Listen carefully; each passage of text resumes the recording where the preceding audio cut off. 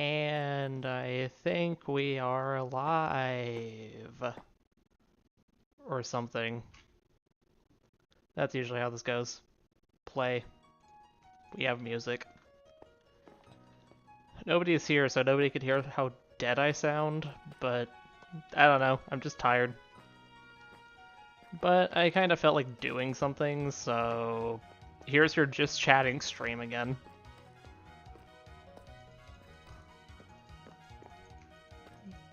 I would have played Wabok, but I honestly wasn't in the mood. But again, it's been a few days since I've streamed. Because, you know, actually you don't know. I traveled somewhere. It was cool.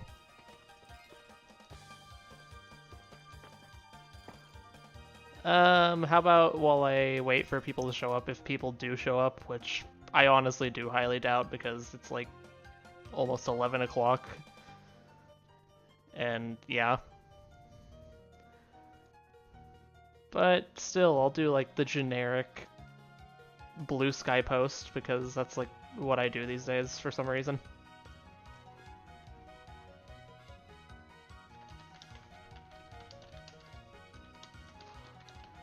Okay, let's do that.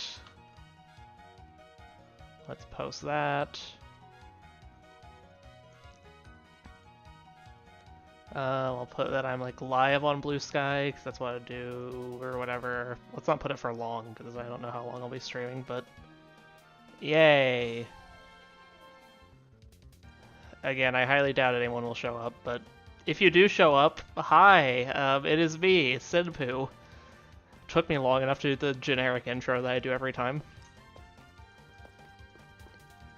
But yeah, I'll just hang out. It might be weird and awkward because currently there's no one here. But I mean, if people show up, then yay, they can talk to me. Maybe someone will randomly be a special guest featured on the stream, I don't know. Probably not. Or maybe. Who knows? But I mean, yeah, it's been a few days, so like... I like how I'm just talking to myself because no one's here. If you're watching the VOD, you're hearing me, I guess, but who watches these VODs anyway? Well, no. Real ones? Never heard of them.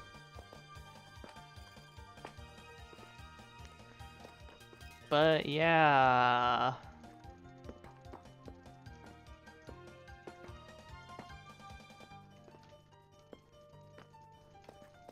Speaking of music, which is playing right now, it's been over a year since I've uploaded Senpoo music.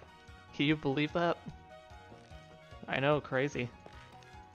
It's not even like showing my like latest video performance on like the YouTube studio anymore. It's been so long. I realized that the other day. But maybe it'll come back. I'd like to bring it back.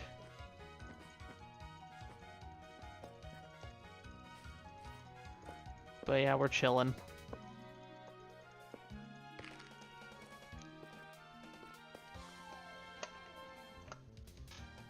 Actually, since no one's here yet, I can chat randomly to myself while I get some cream soda, because that sounds good.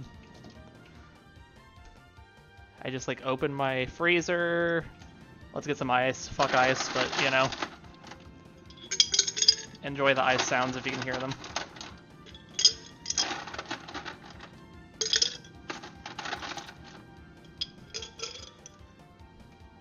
Okay. Yeah, I haven't had myself a cream soda in a few days.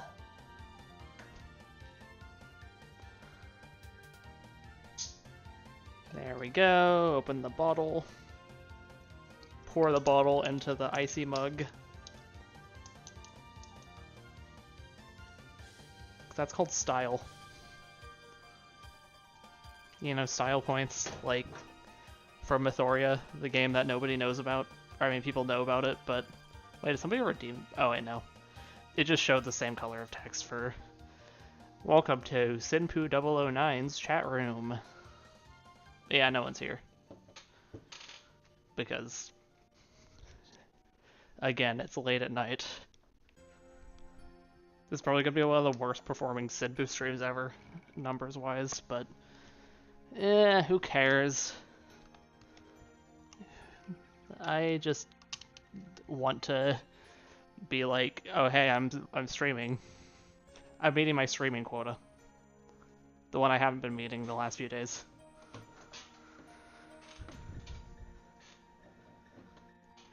But maybe we'll get some viewers soon. I like how I'm saying that. Again, I'm literally talking to myself right now. But yeah.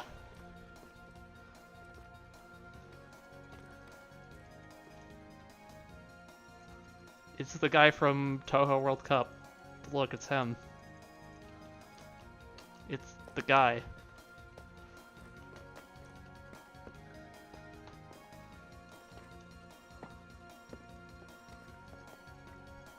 But yeah, we are running.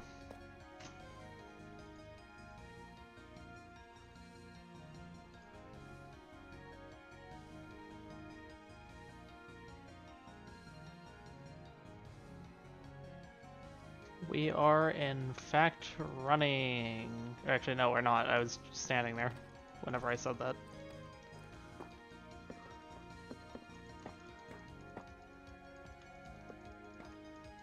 But woohoo.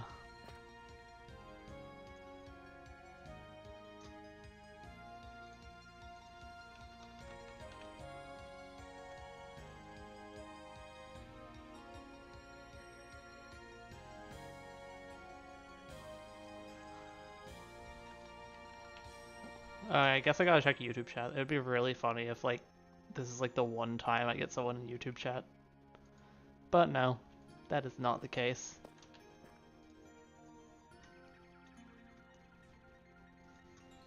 Let's beg on Discord.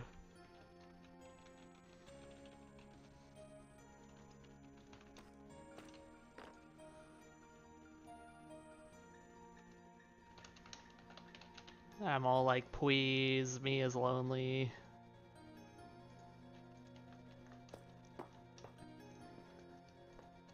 That's one of the funny things about having a community. I can just do that. And people will judge me, probably. But who cares? It's my community. I'm in charge. I make the rules of my own community. I mean, there's a reason there's no more Voldemort. Am I right?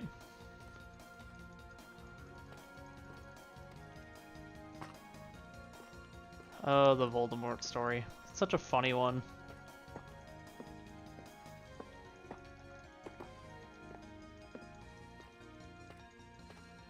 Let's drink some creme soda.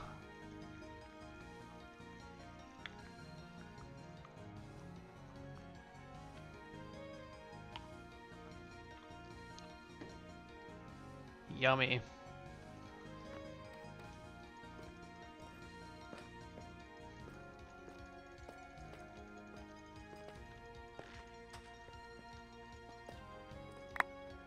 Maybe we do some long potion throws while we wait. That was terrible. That was bad. Oh yeah, like the new Minecraft update's out officially now.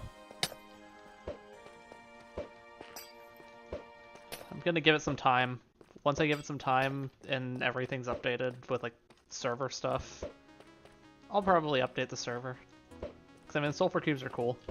Great game drop. Like absolute banger.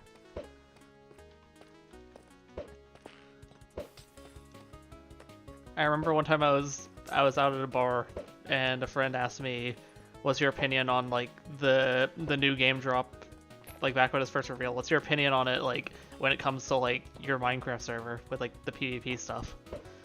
And me being juiced, I was all like, I came up with something on the spot, and honestly, I think it's true. What I said was that I think it's really cool, and I think that there probably is some really cool potential for something that could be done in arenas with it. I mean, like,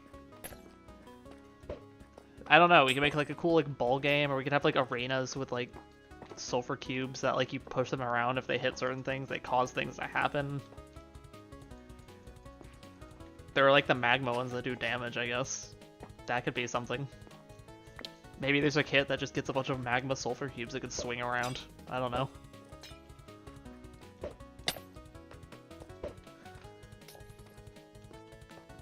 But yeah.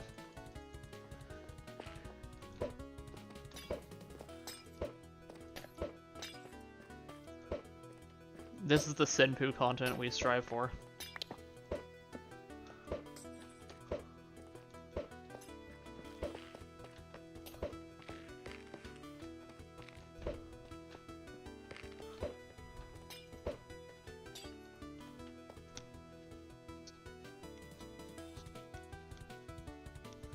This is the lettuce we eat at Burger King. We all eat it. Not just you anymore. We eat it.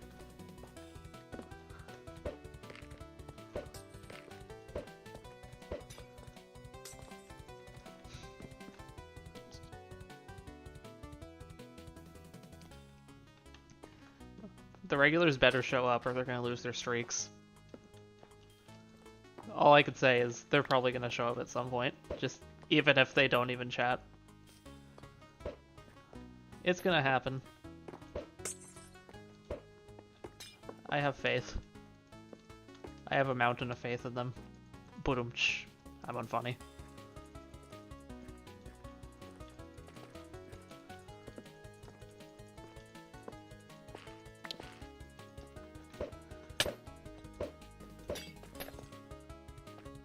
Let's just grab this.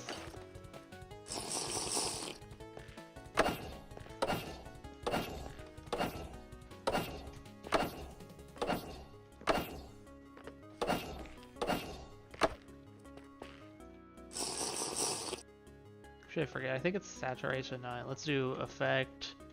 Give me saturation infinite. I think it's this. No, it's not that.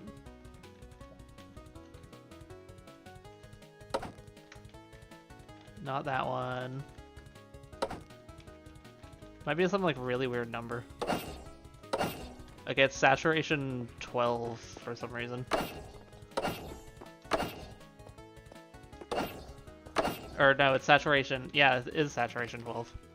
Holy crap, it's Astra. Hi, Astra. Thank goodness I am not alone anymore. I've got a friend in you.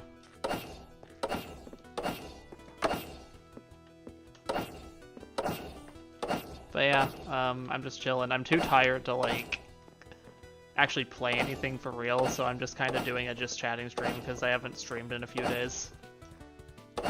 Because, you know, that's a good idea, I feel like.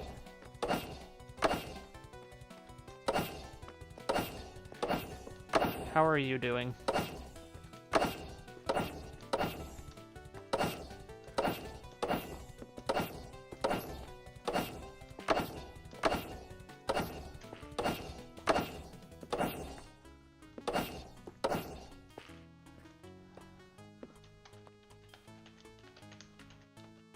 Let's do this, infinite. Let's do that too, and then true. I've been playing Cassette Beast since Yokai recommended it. It's very good. Oh yeah, that's the game you guys were talking about, isn't it? Oh, this is stupid. This is so stupid. But yeah, that's really cool. Glad you're enjoying it. This is so dumb. Why? I should not be able to do this. I mean, you can't in regular arenas, but oh my goodness.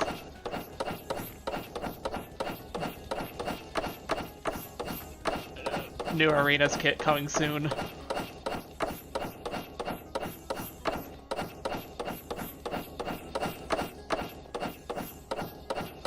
But yeah, that's like the one that's like Pokemon inspired, right? Or at least kind of like Pokemon.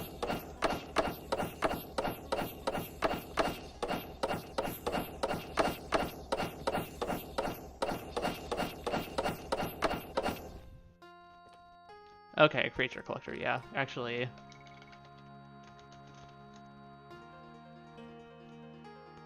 I wonder if I can do... Can I do that? I can do that. Oh shit, you can't do it while lighting. That's unfortunate. But the type system's very different.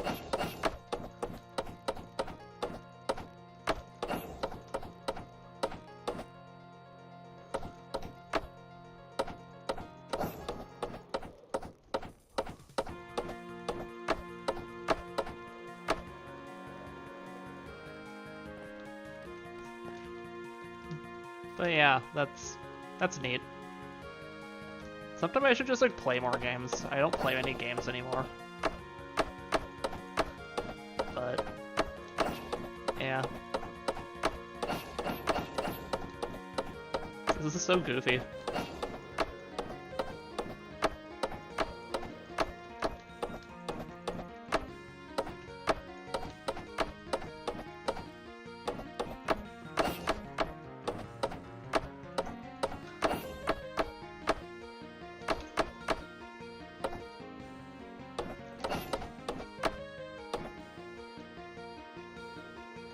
I'm having too much fun with this, whatever the heck I'm doing.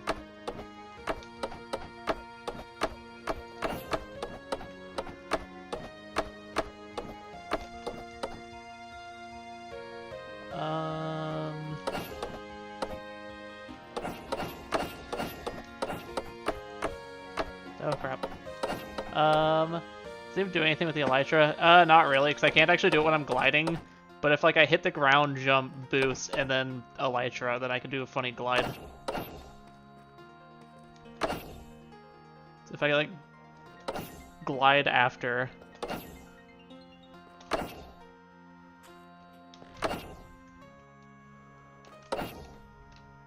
Yeah, it's weird. But yeah, let's get rid of this. This is way cooler. Actually, if I do jump boost, yeah, let's do that.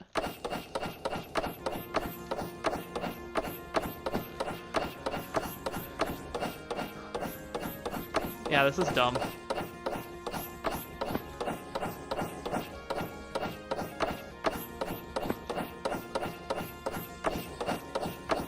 I'm bouncy. This is gonna go hard with the Sulfur Cube update. Bouncy kit win. Yeah, like, no, like literally with the new update, that's gonna be possible. Like, I can actually make a kit that bounces. I don't know how I'll do it or like what the balancing will be like on that, but it is something that will be able to exist once we update.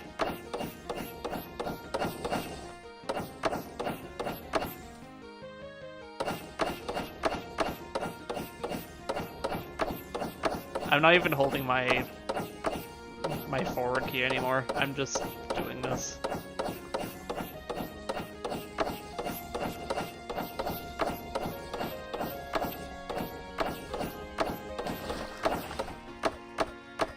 Yeah, you can't do it in water.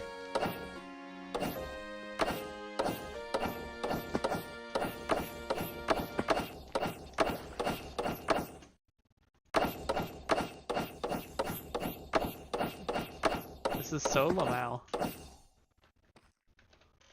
If I do this, I didn't reset my kit. Then effect clear me jump boost. Also the music broke Lamau. Let's fix that.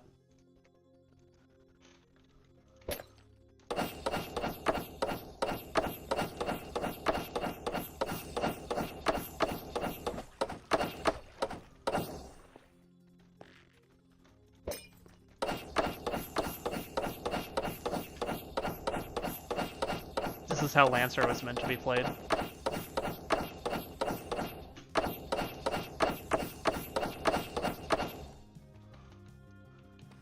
Okay, that's enough stupidity for now. I bet that sound is getting really annoying. Imagine like some new viewer shows up and they just hear that. I mean, I don't think new viewers are going to show up to these just chatting streams, but if they are, hi new viewers. So yeah, it's like That would be unfortunate if they heard that.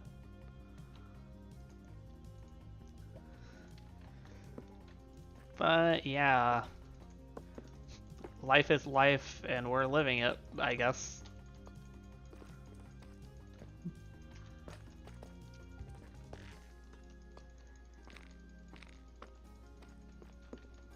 But yeah, a bouncy kit would be cool.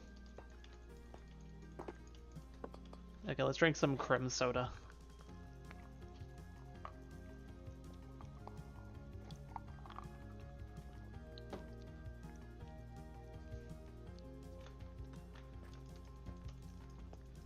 But yeah, not an arena stream, just chatting stream.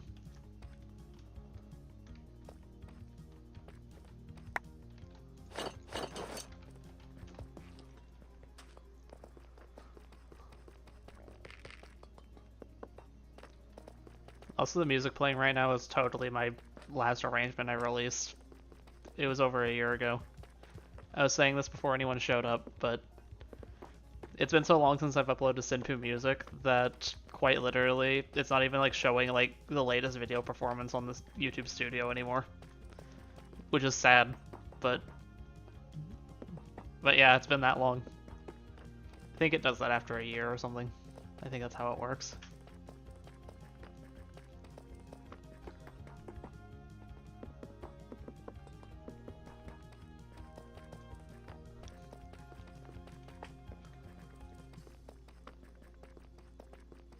You know, I thought this random idea today. Wouldn't it be funny if I like just like became like a music artist, but in a different sense? For like, I invented a whole new identity and didn't tell anyone, and just made music, and nobody would even know that I'm Senpoo.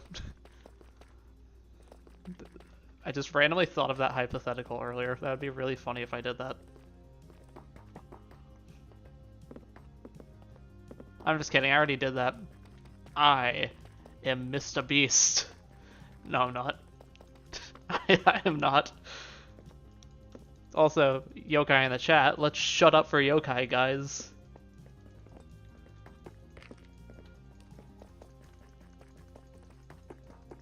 Hell yeah. But yeah, it would be really funny though if I did do that though. Right? If we're just like, yeah, I'm not Senpoo. I'm insert random like normal person name here. So why did the chat not scroll? What the heck just happened there? What is the chat doing? Except piece is really good, Yokai. That's a conversation for you two, because you already told me that, Astra. So we'll see what Yokai says. Also, it's nice having the chat interact with each other, even though, like, yeah, you guys obviously know each other to an extent. Still, that's the community I strive for. The chat that talks to each other. It happens all the time during my Toho streams, even when I have no idea what's going on. Being late, got in the middle of dinner. I totally misread that when I just glanced over at first, and I thought it said, like, you got yourself in a middle finger or something. And I was like, what? But no, middle of dinner.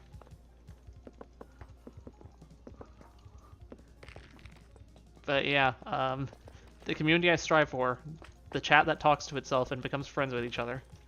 Even though, again, like, pretty much all of this happened independent of chat.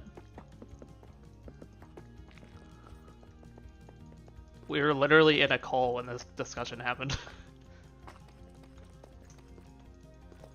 But still, yay. That's also what Yokai said.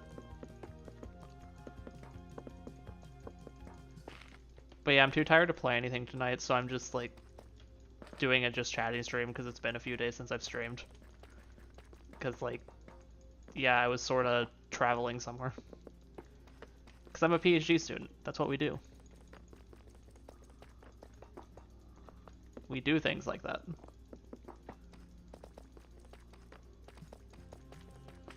It's a combination of me traveling and me being tired and not wanting to stream.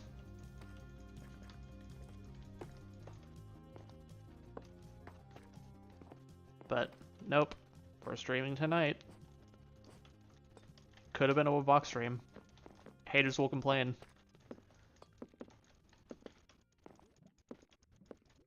I don't think anyone's complaining. People are probably more like, I want you to play Woodblock, and not complaining, just wanting it. But no, haters complain. But no, if you can't accept me at my lowest, just chatting streams, you can't have me at my highest. Woodblock. Yeah. Exactly what I said.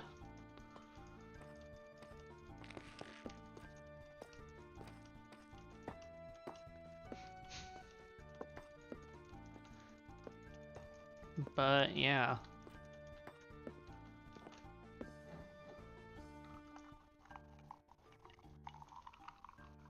I like how the default for the just chatting is just me running around on Minecraft. Like, it's not even a...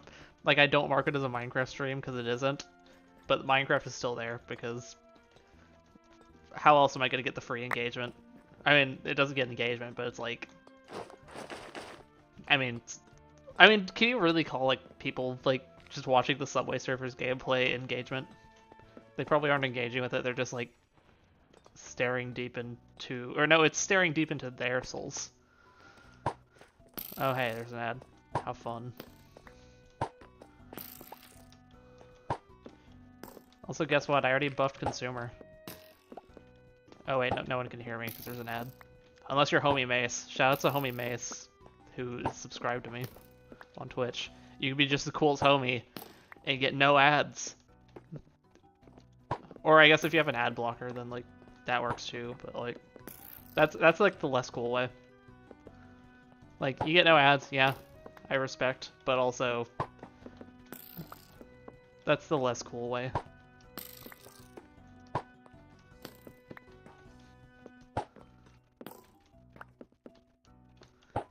Ad ended.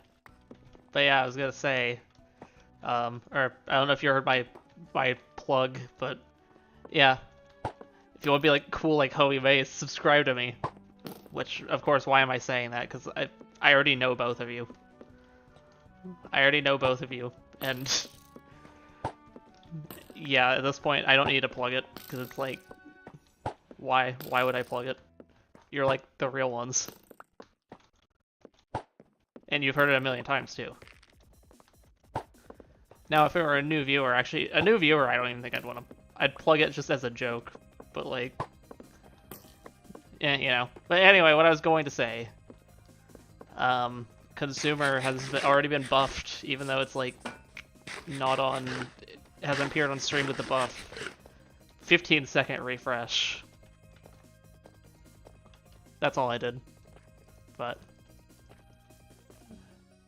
I see you are, but aren't. What emote is that?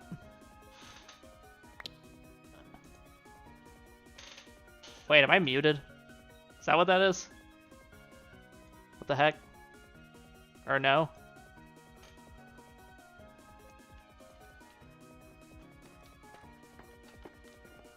Okay, no, good. I saw like the little like audio symbol thing, or like the emote. I was worried that I was muted. I see you are, but aren't. That sounds like something you would say if I'm muted. With that symbol. Because there's the PNG tuber that moves, but no audio. But no, you can hear me. Also, why would I be muted? Like, actually. We were literally talking earlier, and you could hear me just fine. Unless something went horribly wrong.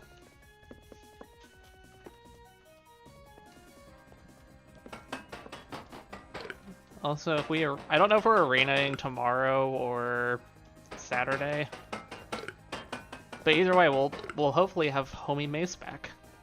It's actually just rating the PNG tubers' lip movements. There are no lip movements. Also, holy crap, it's Ballas. Hi, Ballas. Mallet, you grow bigger. Okay, this is like the...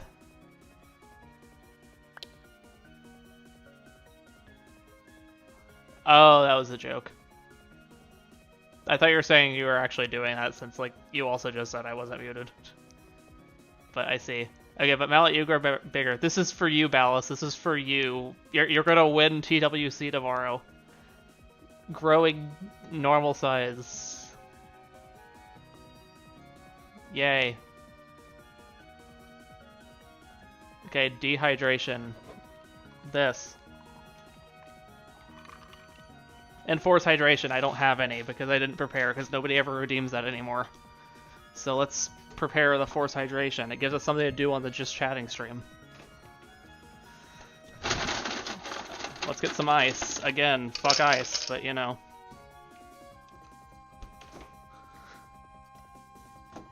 And then pour. There. That's a force hydration done. Also, let's pour the rest of this cream soda into the mug. There we go, and now I can throw away the bottle. Oh wait, I just realized, now that I actually have, like, actual viewers here, I could give a story time. I could tell a story from my travel adventures. Can't get into detail, obviously, because undisclosed location, but I was reminded of it whenever I walked to go get the force hydration. Okay, what I meant to say was, you're talking about it, but don't seem to be on deck. I mean, yeah, I'm tired. Hi, tired, I'm dad. I don't know why I'm so tired, but I am. But anyway, story time. Once upon a time, I went to a conference, and I was just hanging out with, like, people at the conference, like my lab group and some other, like, lab groups from other places. And we were playing Ultimate Frisbee. So we were just, like, outside playing Ultimate Frisbee. And so, like, I was on a team. I think there were like 4 of us or something on a team. And so one person threw the frisbee. The next person on our team caught it. They threw it to the next person. It was like perfect chain. And then I was the one, like, in, like, the scoring area. So my teammate threw it, like, a banger of a throw. It was crazy. I mean, it was like a really good throw, kind of off to the side. So, like, I had to run a little bit for it because, I mean, you can't just throw it straight in Ultimate Frisbee because, like, they're gonna block it. But that happened, and I was about to catch it. Right before I caught it, I ran straight into a tree. Like, an actual tree. And then I was bleeding. My arm was bleeding really bad.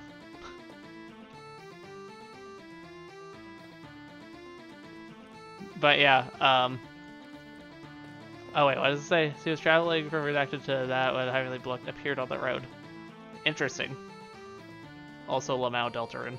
But anyway, I ran into a tree, and I was bleeding. And so, the game ended because I was injured.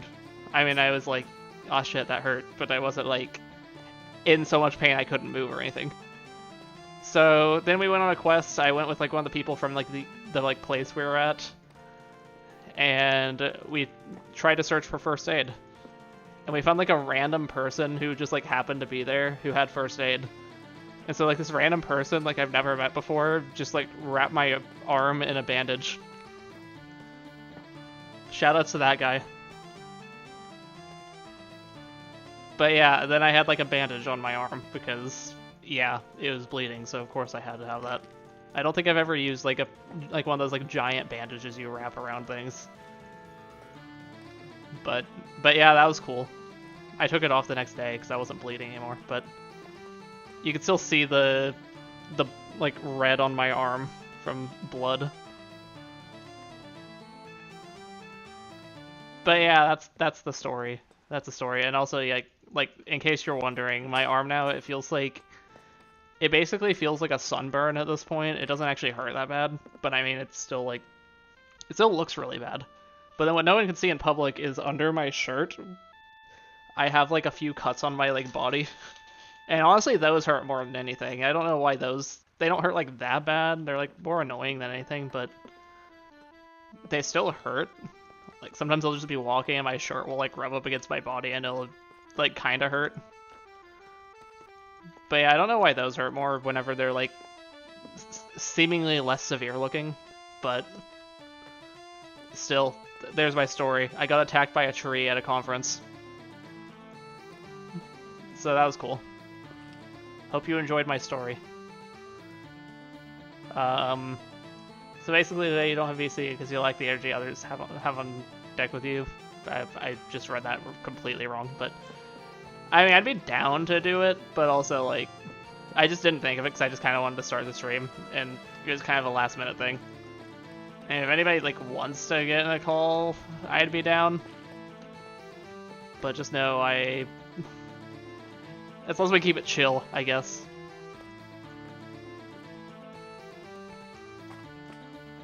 We're hanging out. Any YouTube chatters? Nope, as usual. That'd be really funny. But yeah, I think that's probably like the most. Actually, no, that's not even close to the most interesting thing that happened to me this past week. But I mean, that was definitely the funniest thing that happened to me over the past week. I got attacked by a tree. Also, Port Authority just broke the music. But yeah, trees hurt. Also, totally though, like, if that tree were back like a couple feet, I totally would have called that frisbee. I would have caught it. It was like that close to me catching it before I hit the tree. I was like, oh, I'm gonna get it, I'm gonna get it, and then just tree. I see. Because that's not that you can't or don't want to, it's that you started rushingly and did set it up because of that. Yeah, but I mean, I could like pretty easily just like join the call. Actually, I'll do that now. I'm in the thing. If anybody wants to join, I won't be able to hear if you join, so you're gonna jump scare the audience. If no one joins, no one joins.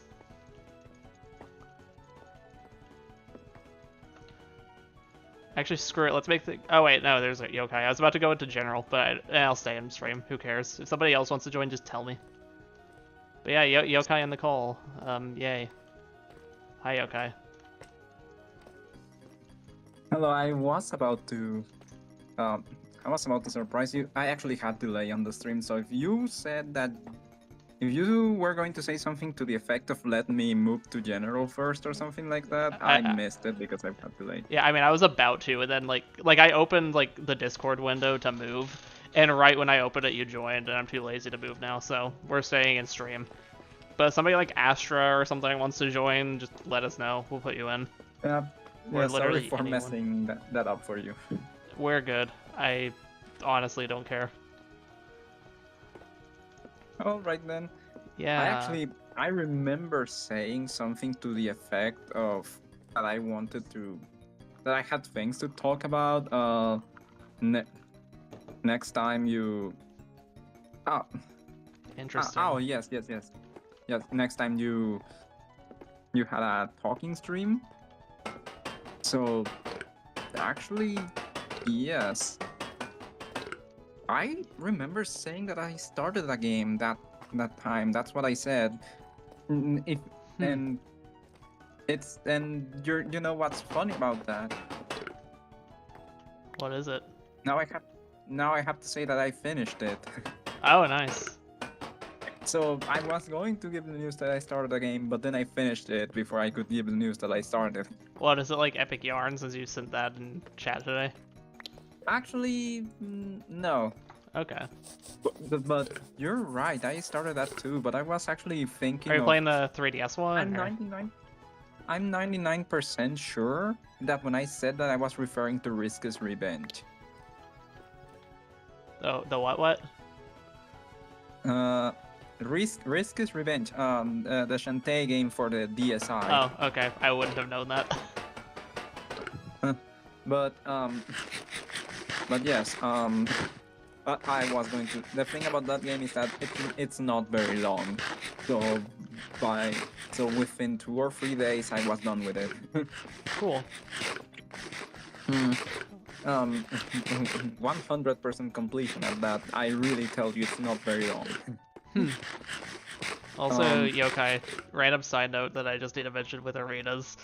The pie meta is real, at least in my opinion. The pie meta with consumer is real. The as in okay. How is consumer with the pie really good exactly? Okay, so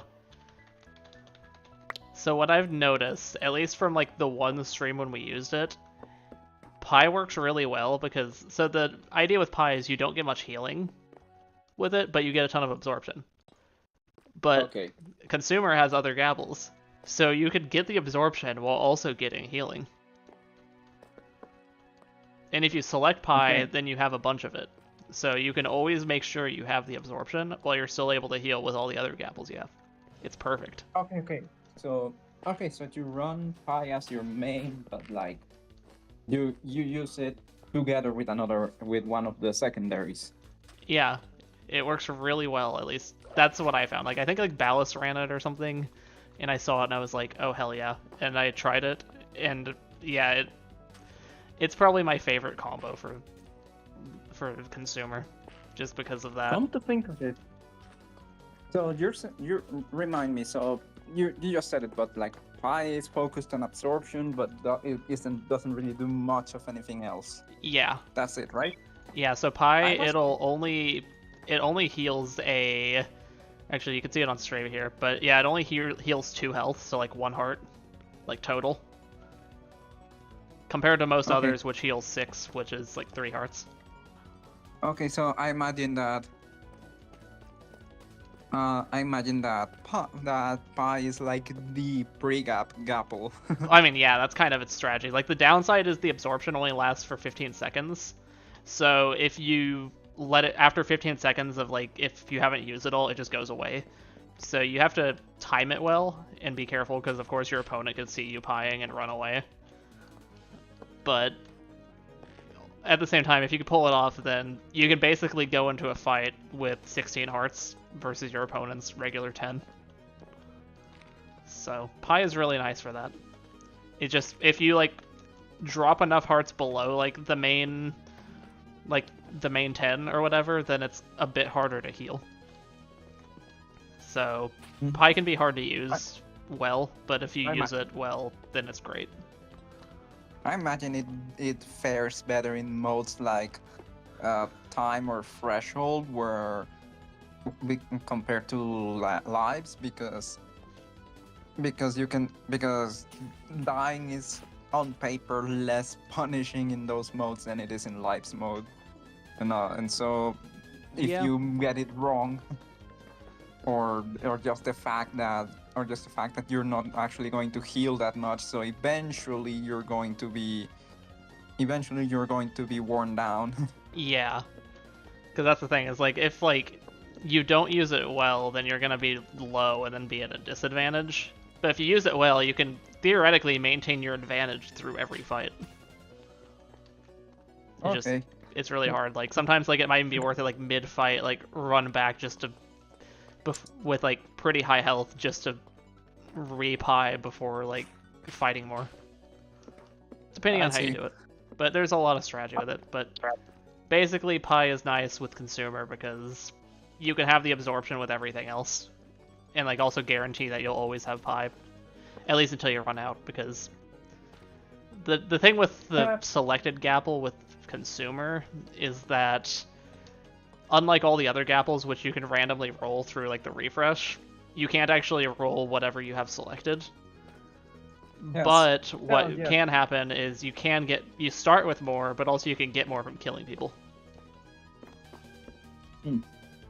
I see. So it's a bit more guaranteed, but also theoretically it's finite unless you play well. Alright, all I'm getting out of this is that the pie is a very advanced item.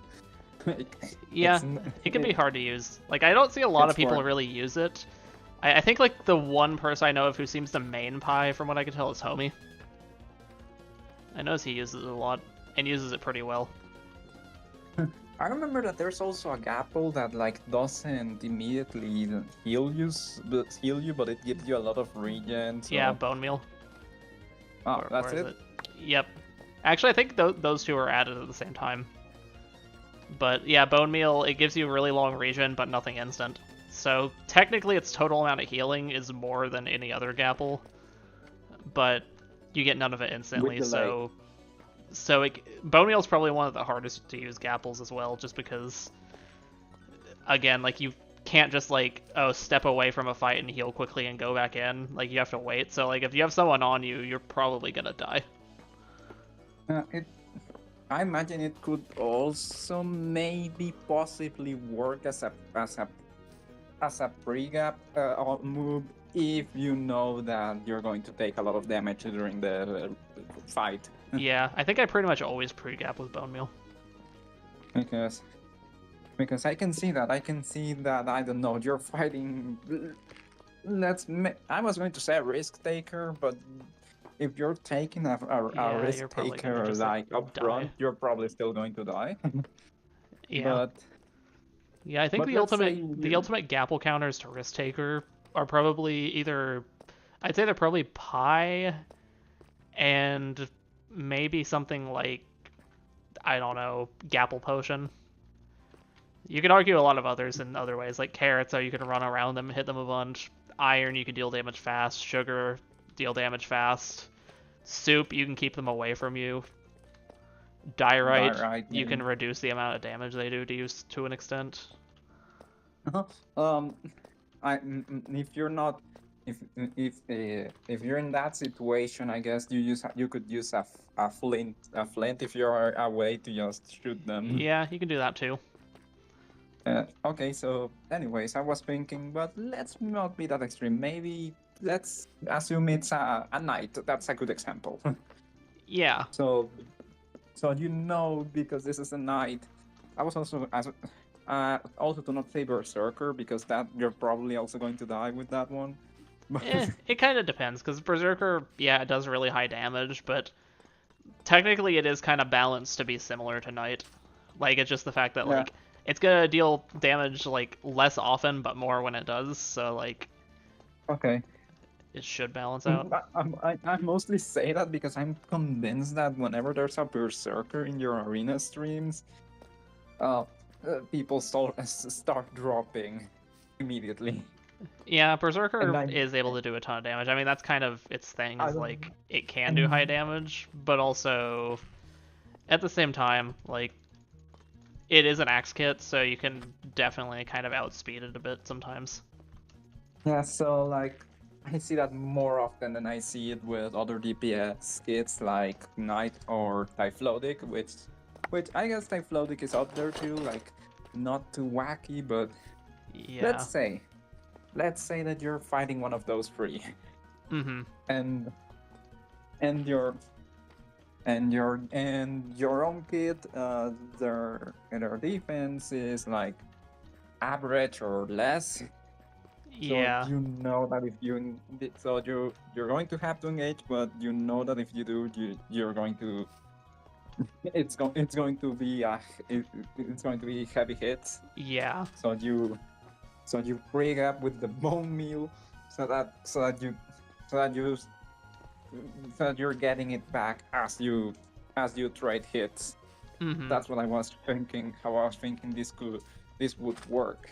Like if you know you're going to that you're going to lose a lot of health during the actual fight, break up with that would more or less be made for that. Yeah. Because over the course of the fight you will be recovering it. Yeah, it can kind of vary, because of course, like, a lot of times they will deal damage faster than you can heal, but also at the same time, like, still, if you can even get away for like a few seconds, you can heal quite a bit without even having to eat a new Gapple. But anyways, risk is revenge, I was going to say. Yeah. Pretty good. I did miss one thing going from Shantae 1 to Risk is Revenge. And that is, like, a lot of things are refined in that in Revenge. Okay. The hair whip has slightly better range. And there's actually an upgrade system now, because how combat worked in Shantae 1 is that how it works there. You have your basic attack, your hair whip, and that is what it is. Your basic attack is going to be just as good at the start of the game as it is at the end. There are no upgrades to damage, to range, to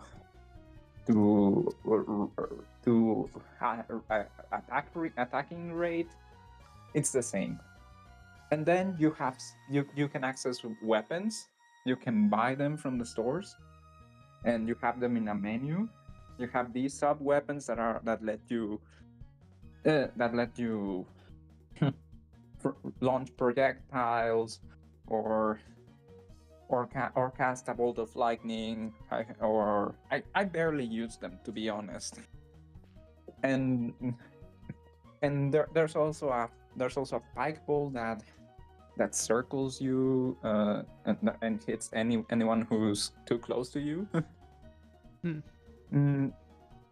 They don't use now in Revenge those sub weapons also exist, and I will get to that. But in Revenge they use up like the classic magic meter mana. So that does not exist in the first game. Instead, you simply buy them and then they get their own count. So when you buy, for example, fireballs, you get, I think, 20 of them in a single purchase. Yeah, also hold on, Jeterman in the chat. I do be back. Wait, what is happening? Absolutely nothing other than chatting. Also, Yokai's here. Say hi, Yokai. Oh, hello, Jeterman. I am now on deck here. Yeah. On Boyko. Yeah, she's chilling. I'm glad to see you back. I was worried because I knew that you were trying to keep a streak, and then I didn't see you for a couple you kind of streams. disappeared, but hey, you're back. And we got Bad Apple in the music. Nice. Speaking of music, Yokai, you weren't here when I said that. But like whenever I checked the YouTube studio for Senpoo music, and it's no longer showing the performance of my latest video because it's been so long. I see. So lost your streak. So yes, Shantae 1 sub weapons come like in amounts of them. You buy them, you get multiple at a time, and that's it. In Risk's Revenge, they use up secondary weapon meter, mana meter, and you only buy the weapon once. But each weapon comes in free versions. You have to buy one to unlock the next, and they're upgrades. So, for example, the ball that orbits you to hit things that get close to you. In Risk's Revenge, it gets an upgraded form. You can that makes it so two of those. That you have two of those circling you rather than only one. And then the max form has, I think it was 4 of them, or was it 3 of them? I already don't remember, and I only finished like a few days back. But that's how it works. And anyways, so and that's it. You just one more thing is that in the first game, this does not exist in Risk's Revenge. Well, what I explained the other time, the 4 items that let you use special moves, but that I only bought 2 of them because I didn't want the trouble of the shoulder dash and the run button. Also, I explained that. Jeterin got the Cosita emote. Amazing. Yeah, you have been needing that emote. Haven't we all been needing it? It's like the guy from the thing. Well, yes, you're a man. No one probably expected me to sound like this, except people who already knew what I sounded like. It's a combination of things. Because I am trans fan, but I do not do voice training because I do not have voice dysphoria, and to me personally, it's not worth all the trouble, the expenses, the effort. And then I'm I'm from Mexico, so I probably have a bit of an accent. And lastly I'm autistic, so I don't know if that also affects my accent. It probably does. Fun. So I mean, I can't already do these things, but gotta say something in response because I'm the streamer. is that why you develop generic responses? That's kind of probably what happens. Like, I mean, somebody says something, you don't just like stare deep into their soul and not say anything. But I mean, sometimes you don't know what to say, so you're just like, cool, fun, epic, interesting. Hi. Very I neat. see. You had the very in there to make it like, I don't know. Sometimes that just kind of comes in. All right then. So I like accents. They're cool. Accents are cool.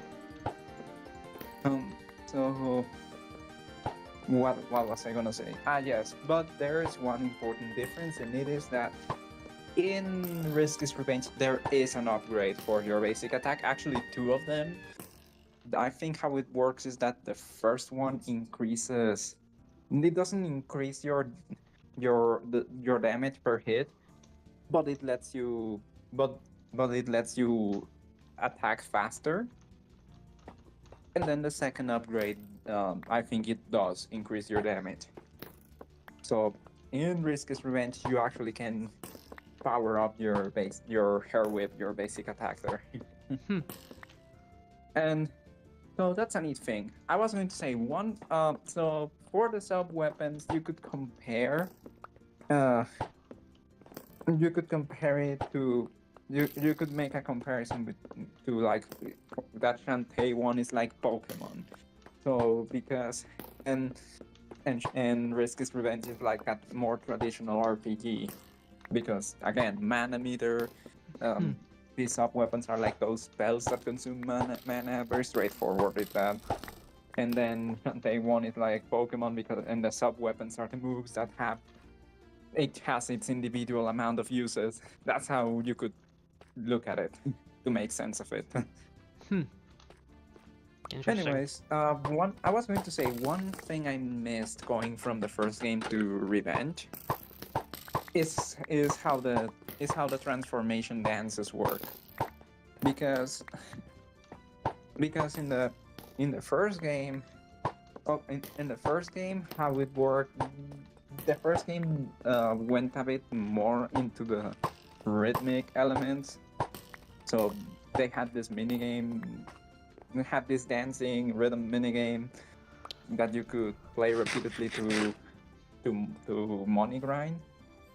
And I did that a lot to buy up all the stuff faster. But that doesn't exist in Revenge. But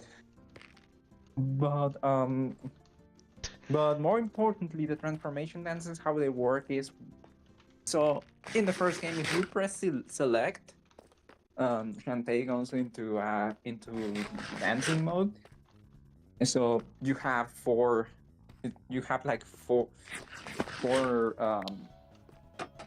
things. I'm trying to think of the musical term for this, but it's like the typical 4/4 like beats per measure. thing. Yes, that. So yeah. Also, quickly, Juterman asks, "Why are we eating Flint?" Because I gotta buff my bow. Duh. yeah. No, in arenas, eating Flint it buffs your arrow damage for 5 seconds. Yes. So yeah. Also, Bala says, explain. By the way, Wabok session was fucking crazy. I'm sure it was. Care to tell us about it? Okay, continue. Anyways, so you have so every four steps, so to speak, and it's actually shown in the HUD as 4 stars that the cursor cycles through. Each 4 of them you have to make your input, and you make this combination of inputs, and depending on them is the dance that you perform, and thus you use so for example, to transform into a monkey, it's down and then right. Oh, but you have to unlock them first, obviously. So the transformations are unlocked in dungeons, and then the warp dances, I explained it before, are unlocked by bringing the squids to their mothers. Interesting. And then that you can fast travel with that. But so, for example, down and then right is the transformation dance for the monkey. Down and then A is the transformation dance for the spider. And to warp to Scuttle Town, which is the starting town, you do, I think it was up and down and then left and right. Or was it down? No, it's up and down, I think. Or what? Or was it? But yes, it's every direction in a set order, basically. And all the other warp dances are longer. They have more inputs. But fortunately, you have a menu. You have a menu where you can read the inputs for all the dances, so you don't actually have to memorize them. I mean, I memorized most of them, but you don't have to. You can read them anytime. Yeah, Ballas says, essentially, I got 2 very, very good runs. You can see them on the Silent Saloon front page right now. Playing like that during TWC is the dream. Oh, hell yeah. Ballas, you're gonna win TWC. I believe. Yokai, do you believe? Believe what? Sorry, Do you believe Ballas is gonna win TWC? Oh, right, that. Yes. Hell yeah. I'm not making this up. I'm sure of it. I know you well from every time you that by. Yeah, I've never actually watched a score run of Wabok Extra, so I'm excited to see what's gonna happen. Like, I'm genuinely curious to like learn what scoring in general in Wabok is like. I bet there's like some crazy routing shit going on with like the like beast spirits or whatever. I see that we have someone. Oh, I was going to say someone new, but apparently not because they're a VIP. Yay, shift 67. 67. No, yay, shift 67. I do not know. I don't think we've met yet. So hello. I'm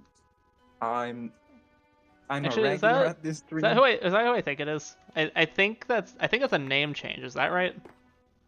Yeah, it is. You're like Trilogy McJuggernaut, whatever you want to call it. Like the Shuckle cosplay guy, right?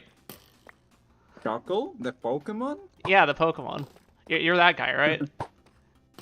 Yeah, I knew because I clicked your name and it says you were sub for 1 month at one point, and I know you did that. And like, also you're a VIP. You're one of like the few people who have VIP. So, like, I didn't actually notice the VIP until Yokai pointed it out. But yeah, legend, like the absolute goat right here. All right then. Yeah, So, Yokai's in the call right now. She's chilling. I'm also. So I know wait, what is this?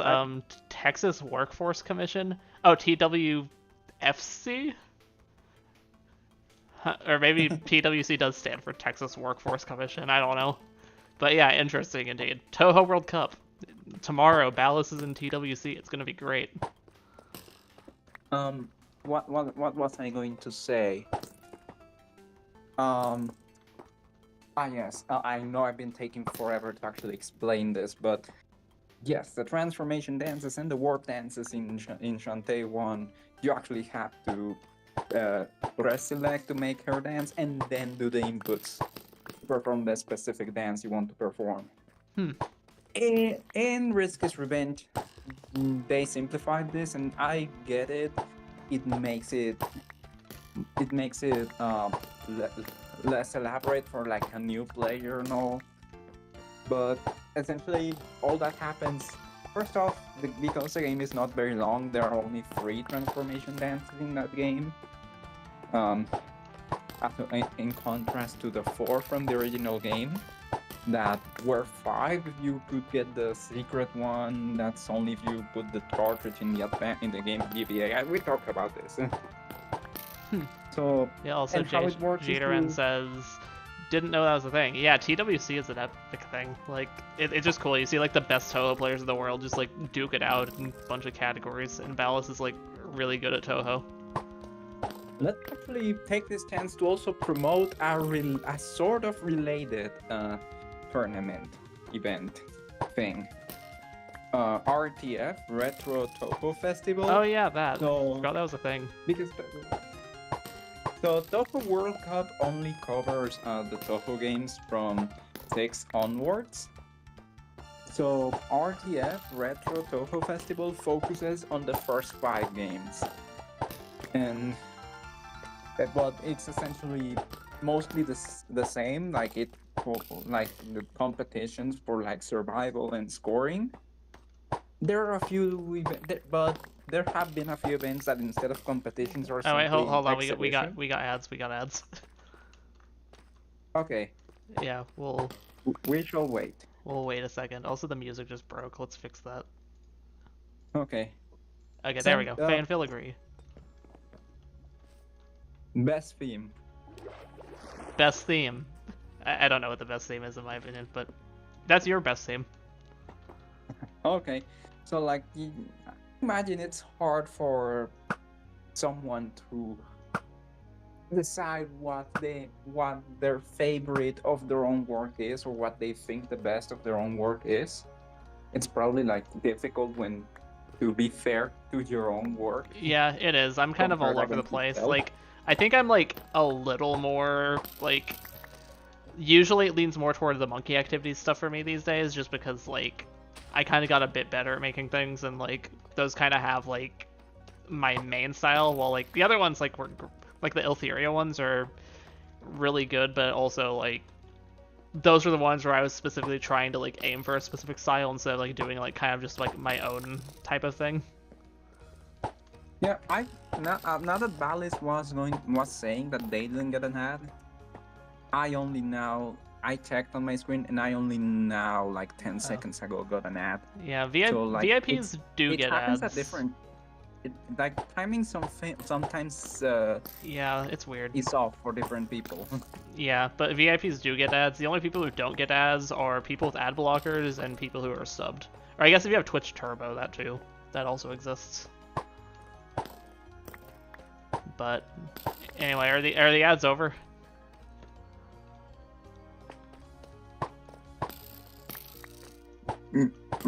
We'll see if anybody says something. Actually, Yokai, you probably got an ad, but like it might be over by now.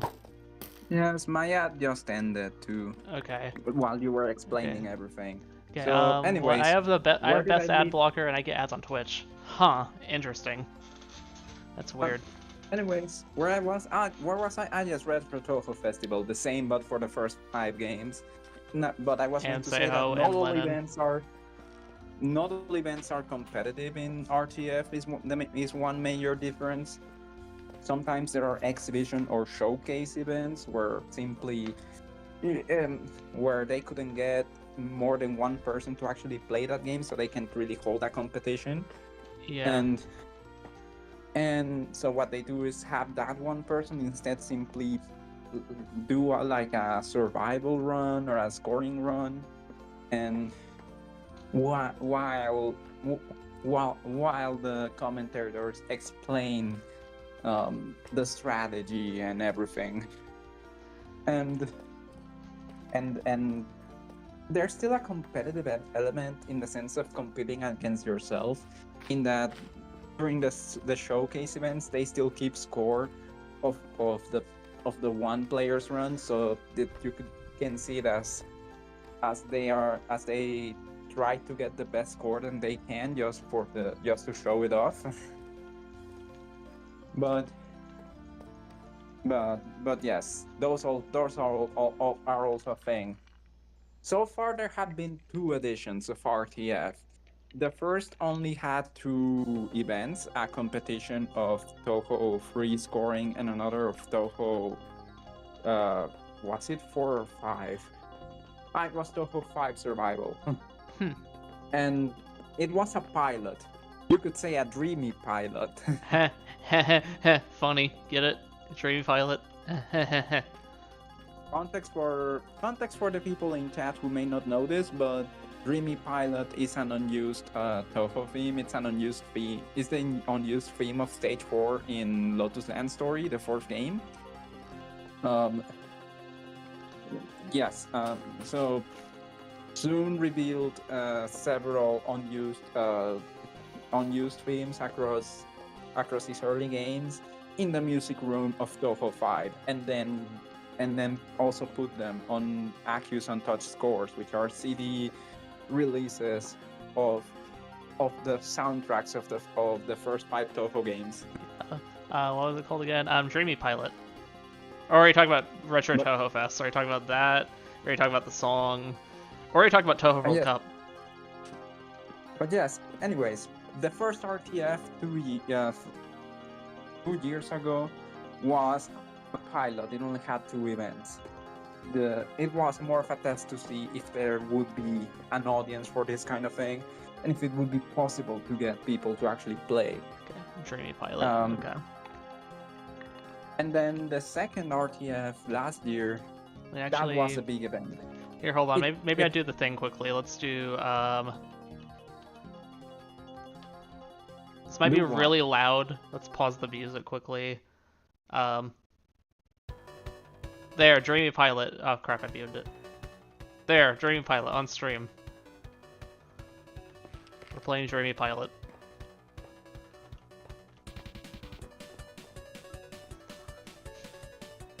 Yeah, unused stage 4 theme for Lotus Land Story. That's so real. It's one of my favorite themes, by the way. It's not in my top 10, but it is one of my favorites. Yeah, I'm gonna turn this down a little more. But yeah, we all forget things sometimes. Anyways, yeah, you can, while you listen to us talk about who knows what. Anyways, where was I? But yes, the second festival last year. That's also why it's called festival instead of like tournament or cup or something, because it's not only competitive; it has other events too. It had the last year. The one last year was the first real big event. It had matches and showcases spanning a full month, basically, and every game was represented in some way, all 5 of the games. And then Lennon 1 and Seiho 1 appeared as guest games as well. And then they ended the festival with a gimmick event where one player, I think it was Satiman, had to play with a special tool, a mod that made the game randomly switch between 3 games actually. So it would randomly switch between Toho 2, 4, and 5, and they had to play all 3 of them alternating and try to beat all 3 games while keeping track of things on the games that they are not currently playing. Interesting. So and it was funny because all 3 games had different outcomes. So Sati got a game over in Toho 5, got a 1-6 in Toho 2, and then Toho 4 just crashed. Oh, funny. So all 3 games had a different outcome in that event. It was hilarious. Anyways, very neat. I was explaining the dancing system in the Shantae games. Shantae 1, you have this rhythm system where you actually have to make inputs to perform each dance. In Risk is Revenge, there are no warp dances. So there are only the free transformation dances, and how it works is simply X is the dancing button, and you hold it down. And Shantae performs 3 cycles between 3 different dance moves, and depending on which one you release the button is the transformation she does, and that's it. Interesting. I liked the system in the first game where the rhythm system where you actually had to make the inputs, because it felt more. It felt a bit more immersive that you were actually participating in performing the dance. But I understand why it was simplified. Now, I haven't played the other games, so we'll see how they handle the system in those. But yes, I understand why, but I like the system in the first game more than the one in Revenge. And but one little detail that I do like about Risk's Revenge is because in the first game you could be interrupted. Like if you took damage for any reason in the middle of a dance, it would interrupt you, and you would have to start it all over again. And so for example, you couldn't really do the dance while surrounded by enemies because you would get hit. In Risk's Revenge, if you start performing a dance, if you enter dancing mode, time freezes. The enemies and projectiles and everything around you stops moving. just so you cannot be interrupted while doing the dance. Interesting. It's a nice little thing that I do appreciate. But yes, I do miss the system in the first game, but we'll see. I haven't started I haven't started Pirate's Curse because I haven't even installed it, but it is my next stop. Unlike the first two games, it is like quote unquote native to the 3DS. So that will be an interesting one, and it'll be. I hope it looks really good with the 3D effect because I know for a fact I checked it does support the 3D effect. So it'll be a nice experience. I hope. And after that, it would have to be Half Genie Hero, I think, and that one wasn't on 3DS, but it was on beta, so that will probably be for when I get the modded beta. I still have to plan my purchase of that. Very neat. So, and then let me see. Am I counting this correctly? Yes, because the games after that are 7 Sirens, with that one's only on more modern hardware.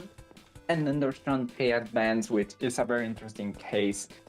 The title sounds anachronistic. That's because there's a story behind this game. So the first Shantae was on the Game Boy Color, Risk's Revenge was on the DSi, Pirate's Curse debuted on 3DS and then was released on other consoles as well, and I think on PC. Revenge actually also eventually released on other platforms, but it was much later. Anyway, so here's the thing: you may notice a long gap because the first game was for the Game Boy Color, and then it wouldn't be until the DSi that there would be another game. Way Forward actually had started developing a Game Boy Advance installment for the series. That was going to be the second game for the Game Boy Advance entry. But they ended up shelving the project because they could not find a publisher. So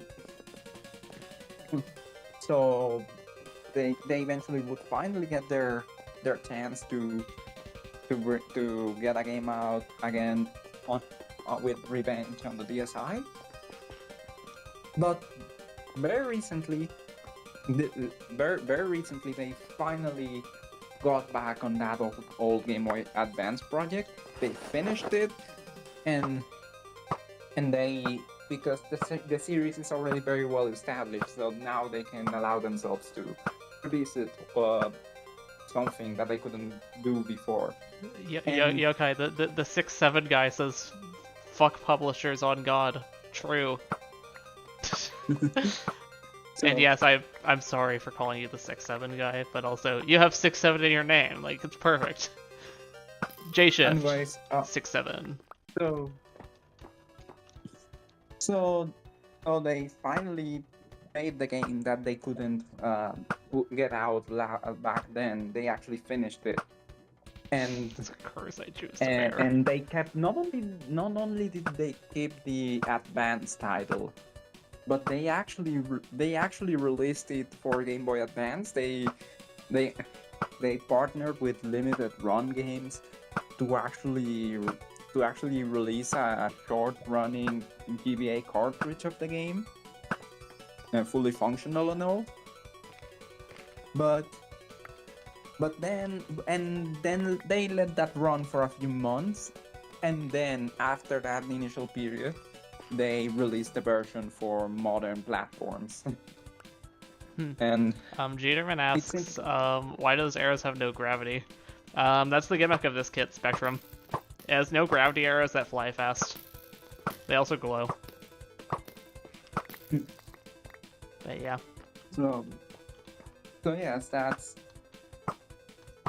the backstory for Shantae Advance. That right now, so it still happens chronologically. It still happens after the first game, but before Revenge.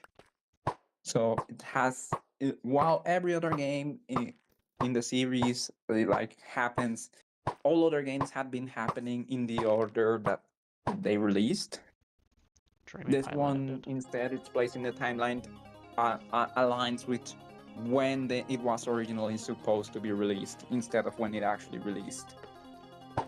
And there's a 7th game in development. They haven't like made a full-on announcement for the game, but it is known that they're making it already. But I wanted to go on this like little side story explaining the advancement because I love that little fact. Am I gonna get hit? It's right behind me, isn't it? That was funny. Anyways, I was talking about the Shantae games. Already explained what I wanted to explain. We were talking about Toho tournaments. Yeah, real question, to get some chat interaction. What's everybody's favorite Toho game? Official Toho game, that is. I'll start. Mine is Toho 4. Lotus Land Story. I feel like I knew that. Cheaterman says Toho 6. Not a bad choice. I like that game. That's the only one I've gotten hard on all shots. Because it was just a fun adventure. I think Giderman actually told us before that like they're pretty new to Toho and they haven't played that much, so it makes sense if that's the one they played so far. It adds up. Yeah, it kind of depends. But I mean, Toho 6 it is different from the rest, so like I could definitely see a scenario of playing others and then like still considering Toho 6 your favorite. But also, at the same time, they all have just fun gimmicks that definitely just... You fall in love with certain gimmicks. J-Shift says IN. I think at the most hours in Log K, that's just because I grinded super hard for my LNB. But Perishable Night is my love. Yeah, I don't actually know what my favorite is anymore. At one point, I considered it kind of like somewhere between IN and UFO, because I like both of those a lot. IN just because like the vibes of the game are great, and just... so much just going on. Great story, great gimmick. That makes it fun. Like the time orb mechanic is engaging to where like, oh hey, you can face off a different spell with no penalty. UFO, I just like the UFO mechanic a lot. Like I think it's the high risk, high reward is just cool from a game design perspective. Also all the patterns are just generally really fun.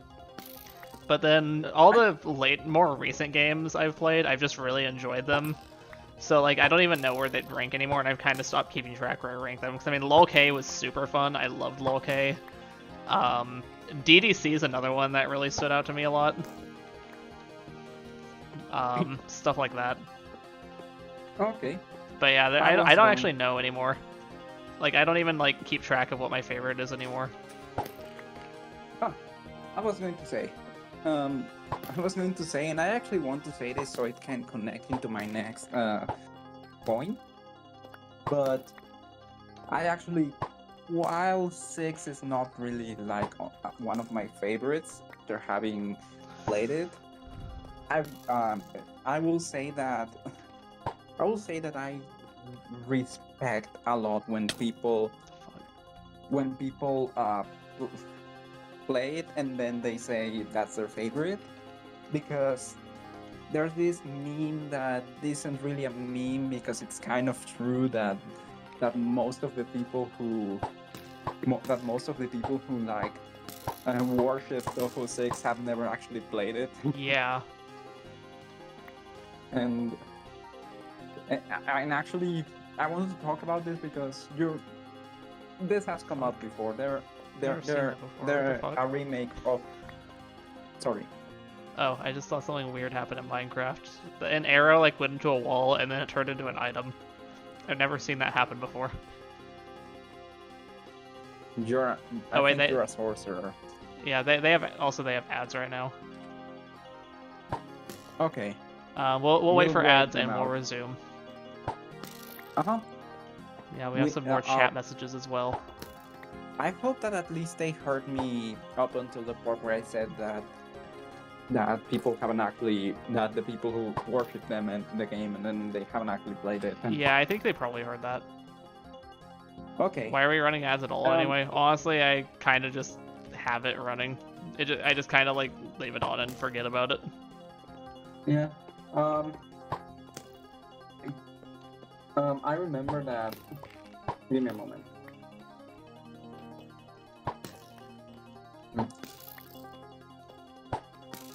Okay, Leaderman is back from ads. My computer only got on ads. Yeah. Okay, so actually, I'm gonna read funny. the chat messages first. UFO's a wonderful game as well. Yeah, hell yeah, I love UFO. Have the TWC at back at that. Now make it consistently to stage 4. Very nice. Stage 4 is where the difficulty really ramps up. I mean, stage 3 has some bullshit, but stage 4 I think is like where it really starts to ramp up a bit. Stage 5, it's not the worst once you get a feel for it, but it still kind of like has some hard parts. And then stage 6, I mean, it's rimmy. I mean, couple hard spells, a couple normal ones, kind of hard. It kind of depends. I haven't played much EOSD in a while. The late game UFO is such cinema. I agree. Like, genuinely just, like, all the patterns are just really fun. I mean, most of the patterns. Just the vibes of the game, like, oh, hey, you're, like, on this, like, ship or whatever, and then you, like, fight a boss, and it's all like, oh, hey, you're in Makai now, have fun, there's no going back. Wait, what? And then stage 5 is just, like, you're in this, like, really weird place. I love stage 5. Stage 5 theme is so good. Yeah, and then stage 6 is just, like, you get the literal heartbeats. Like, it's crazy. Then, of course, Battle says DDC and Wabok. I mean, I saw that one coming. Stage 3 Alien's Color Typhoon always gets me. Is that the mid-boss one, or is that one of, like, the spell ones? I don't remember. Which one's Color Typhoon? Stage 5 theme, when you get to the climax, all the enemy sound effects come in. The sound effect, or however it goes. Like, whenever the enemies spawn, is that what you're talking about? Like the do do do do do do do. Whoever gets like that part, like, I don't know. I mean, the entire song's like that. What am I saying? But you know what I mean. Yeah, I think the last spell card in the stage. Okay, so it's the like her final spell, like the one where she just kind of spams a ton of bullets until she explodes. Yeah, that one can be kind of bullshit. Like, I think that's like one of them that's like, it's not the worst. I guess I'm also used to hard. On hard, there's like that one really bullshit spell that I forget the name of. That's like completely different than on normal. So, okay. So I was going to say, so we know this, a remake of 6 has been announced and all. Yeah. And people actually, two different people I saw two different people making the same joke. One of them on YouTube and another on Discord. So they were saying like a global phenomenon is about to occur called the fans actually playing the game. Lamau.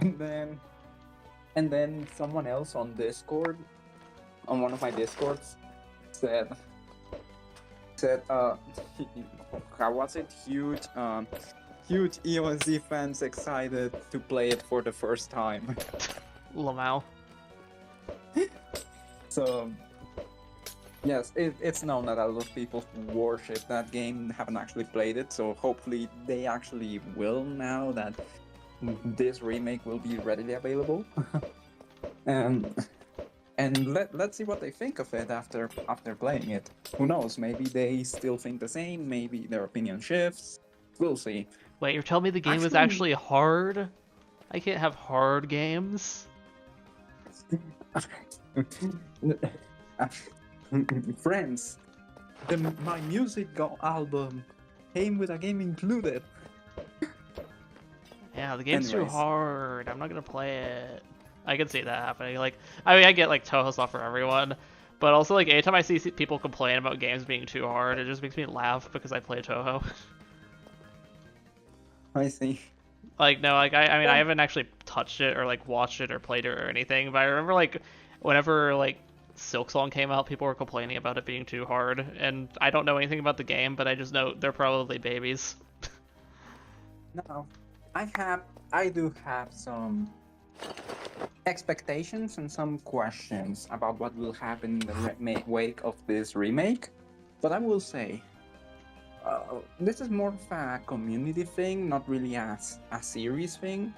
But you know, the Toho Project popularity poll. I wonder how they will handle the existence of the remake once it releases, because will they count the original EOSD and the remake as separate items, or will they just or will people who want to vote for EOSD remake just have to vote for EOSD like in general? I feel like they'll probably be considered the same, just because, like, I mean, the way they handle music, at least. or maybe they won't even include it. Like, maybe it'll just be like completely separate. Because I mean, like, technically it is like a different Dojin circle, but although it does still like label like regular Shanghai Alice on Steam, so I mean, Zune is still involved, and it's still, yeah, I guess it still has official status and all. It's kind of comparable to the fighting games by Twilight Frontier. Let's read. Dodge Love is hard. Yeah, indeed it is. Crisscross diagonal bullets. Okay, crisscrosses are pain. I hate the crisscrosses so much in like any game. Just about to ask you guys what you think about the remake. That I realize what you're talking about. Oh yeah, they do count Aya in every game. I don't see why they would. So, like, what's probably going to happen? Senpoo is probably right. They're probably going to handle it like different versions of a same musical theme. So, for example, let's see. For example, the Grimoire of Alice appears both in Toho 5 and in 12.3. So, and you can vote, and when you vote for the theme, you have to specify which version you're voting for. But in the results, it's simply a single item. But yeah, if you or maybe it'll be like a vote for EOSD, but then on EOSD, you'll have, like, they'll have like a bonus extra question where you label like if it might be something where it's like, have you played the original, the remake, or both, or neither, or something. I was going to say, and then when you go into the thing, into the statistics, then there you can see how many people who voted for the Grimoire of Alice voted for the original from Toho 5 versus how many of them voted for the arrangement in 12.3. Yeah. So I'm interested if Patchy's gonna have stripes in her new portrait. Honestly, true. Because I mean, like, again, there's like that whole thing that exists with her. Because I mean, yeah, like there's like the redrawing the art or retracing it or whatever. So I mean, it's probably gonna at least try to be close to authentic. But I mean, trick question, she doesn't have stripes because the stripes never existed to begin with. But who knows? Is this a Mandela effect? You know about the patchy stripes thing, right? um, we're talking about stripes on her dress, right? Yeah. Yes. What about it? Like, you know about like the whole like thing with like how she doesn't actually have stripes, right? Hmm. It's like a Is it? thing that like apparently like Zune confirmed that they aren't actually stripes and it's just like lighting. But like Oh, whenever okay. whenever they were making IAMP and like Twilight Frontier was like making the artwork, they like gave her sprites because they thought they were stripes. And apparently like Okay. most like fan art also does, like a lot of fan art also does stripes because like I think the joke that they said to Zune is that like literally everyone thinks she has stripes except for Zune himself. Okay. Oh, then it's similar to Murasa. It's similar to how Oh, the Murasa's shorts versus skirt. skirt. Yeah, it's similar to how Murasa was wearing a skirt in UFO, but because of how it folded in her portrait, people thought it was a pair of shorts, and then she actually had shorts in 17 point. Sorry, I wasn't I supposed to don't say care. that. I'm not But gonna then care. she had shorts in a later game, and I stopped myself because I remembered you hadn't played that. I mean, Uh, I've like probably seen some of the artwork of things. Oh shit, but like, that was interesting. but anyways, it's kind of like that then. And so, what was I going to say? Ah, yes. So that's probably what they're going to do for the poll. So you're probably going to vote for either the original or the remake of EOSD, but in the stats it will be a singular item subdivided in the statistics so you can see who voted for the original and who voted for the remake, or rather how many people. That's probably how it's going to work, like the music. Yeah. Anyways, the other thing I wanted to say about the remake is, well, we know that this circle it intends to work on more than just this one project. So people are already most certain that at the very least that there will be remakes of 7 and 8 as well. But from there, it gets complicated as to what to expect. I personally hope that they don't only go forwards, but also backwards with the remake thing. Especially since one of the main reasons people it's assumed that this is being done is because those games aren't on Steam because Zune doesn't have the source code anymore. So so that these remakes are how the games will finally be like easily available. But so I hope that they do 7 and 8, but then they do 1 through 5 to complete the lineup. That'd be sick. So Let's see. I need to start baiting for Toho LARP allegations. Probably flexing my LB clear.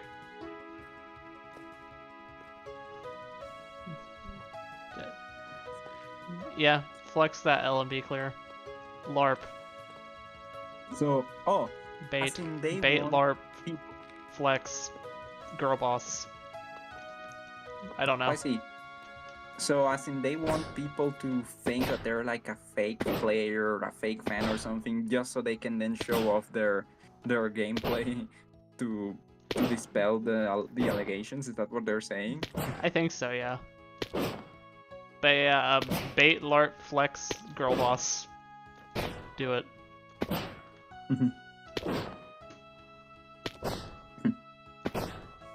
I see. Are you saying girl boss just as a joke of sorts, or is J shift actually? No, I'm just saying it. Like Okay, it's like the whole like what is it like? Gatekeep, gaslight, whatever, girl boss or whatever that saying. I forget what it is. Like, I'm forgetting the third G. Okay, so basically it doesn't mean that J shift is a girl or a woman. It's just humor. Yeah. Because I was going to ask for J shift's pronouns anyways. So Yeah, like sometimes I like also just like in general just like saying like the like certain like things like that just because like I don't know, it's fun. Like sometimes I'll call myself like a girl boss even though I'm obviously a dude, or hopefully obvious. Because I mean, I don't know, there's like not really a male equivalent to girl boss. Like I don't know if that makes sense because like, oh, you could say like, oh, what about just boss? But no, like girl boss has like a very specific meaning to it, like a vibe that it gives that like there's no male equivalent. So no, it's just saying girl boss. Like things like that. Like I also like saying girly. I like saying girly. Girly is a fun one. Yeah, it's tied to how it's tied to one, patriarchy, and two, the fact that because of patriarchy we treat masculinity as the default. So of course it doesn't have something specific to it because it's already assumed in that way because it's supposedly the default.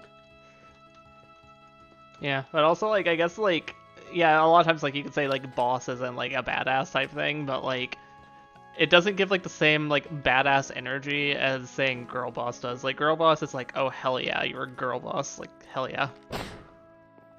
Boss just seems like you're being like, oh hashtag epic 2009 internet humor or something. Like a boss, sunglasses or something. I don't know. But no, girl boss is like oh you're like slaying. You're like slaying like crazy. Like you're winning at life. But yeah, let's see what they're saying. Yeah, let's see. Can't lie, I don't actually know much Toho lore. I mean, there's so much to it. I mean, there's probably a lot I don't even know. Like, I mean, the whole, like, all the mangas in general are, like, a whole separate thing. I haven't even looked into that yet, other than, like, I know the characters to an extent and know a few, like, minor things. But, like, the games, I mean, honestly, like, I kind of have, like, the general vibe, but, like, I don't know, like, everything. It's not like I'm reading too in-depth into the dialogue. I'll read the dialogue and probably forget about it. But, like, there are certain memorable ones. I mean, like, IN has a lot of great memorable dialogues. But anyway, you're right, the third G was Girl Boss. I thought there was, like, another one before Girl Boss, but okay. Dude boss. Yeah, I'm a dude boss. I'm a boss dude. Like, I'm gonna dude all over you, boss. that sounds like a garbage pickup line. Wait. 7 to 8 are most likely. Anything after it gets in territory of getting Altoa mainlines on a 25 year release cycle. Yeah, like it's definitely possible to happen. Who knows how long it'll take or if it'll go more? Because I mean, again, they want to make them playable, but it would be cool if we got like the multi-platform like extra content versions for a lot of them. I think like some of the later ones might be a little harder just because like they have a bit more going on sometimes, so they'd have to like make some changes. But I mean, even then, it's still the simple gameplay loop.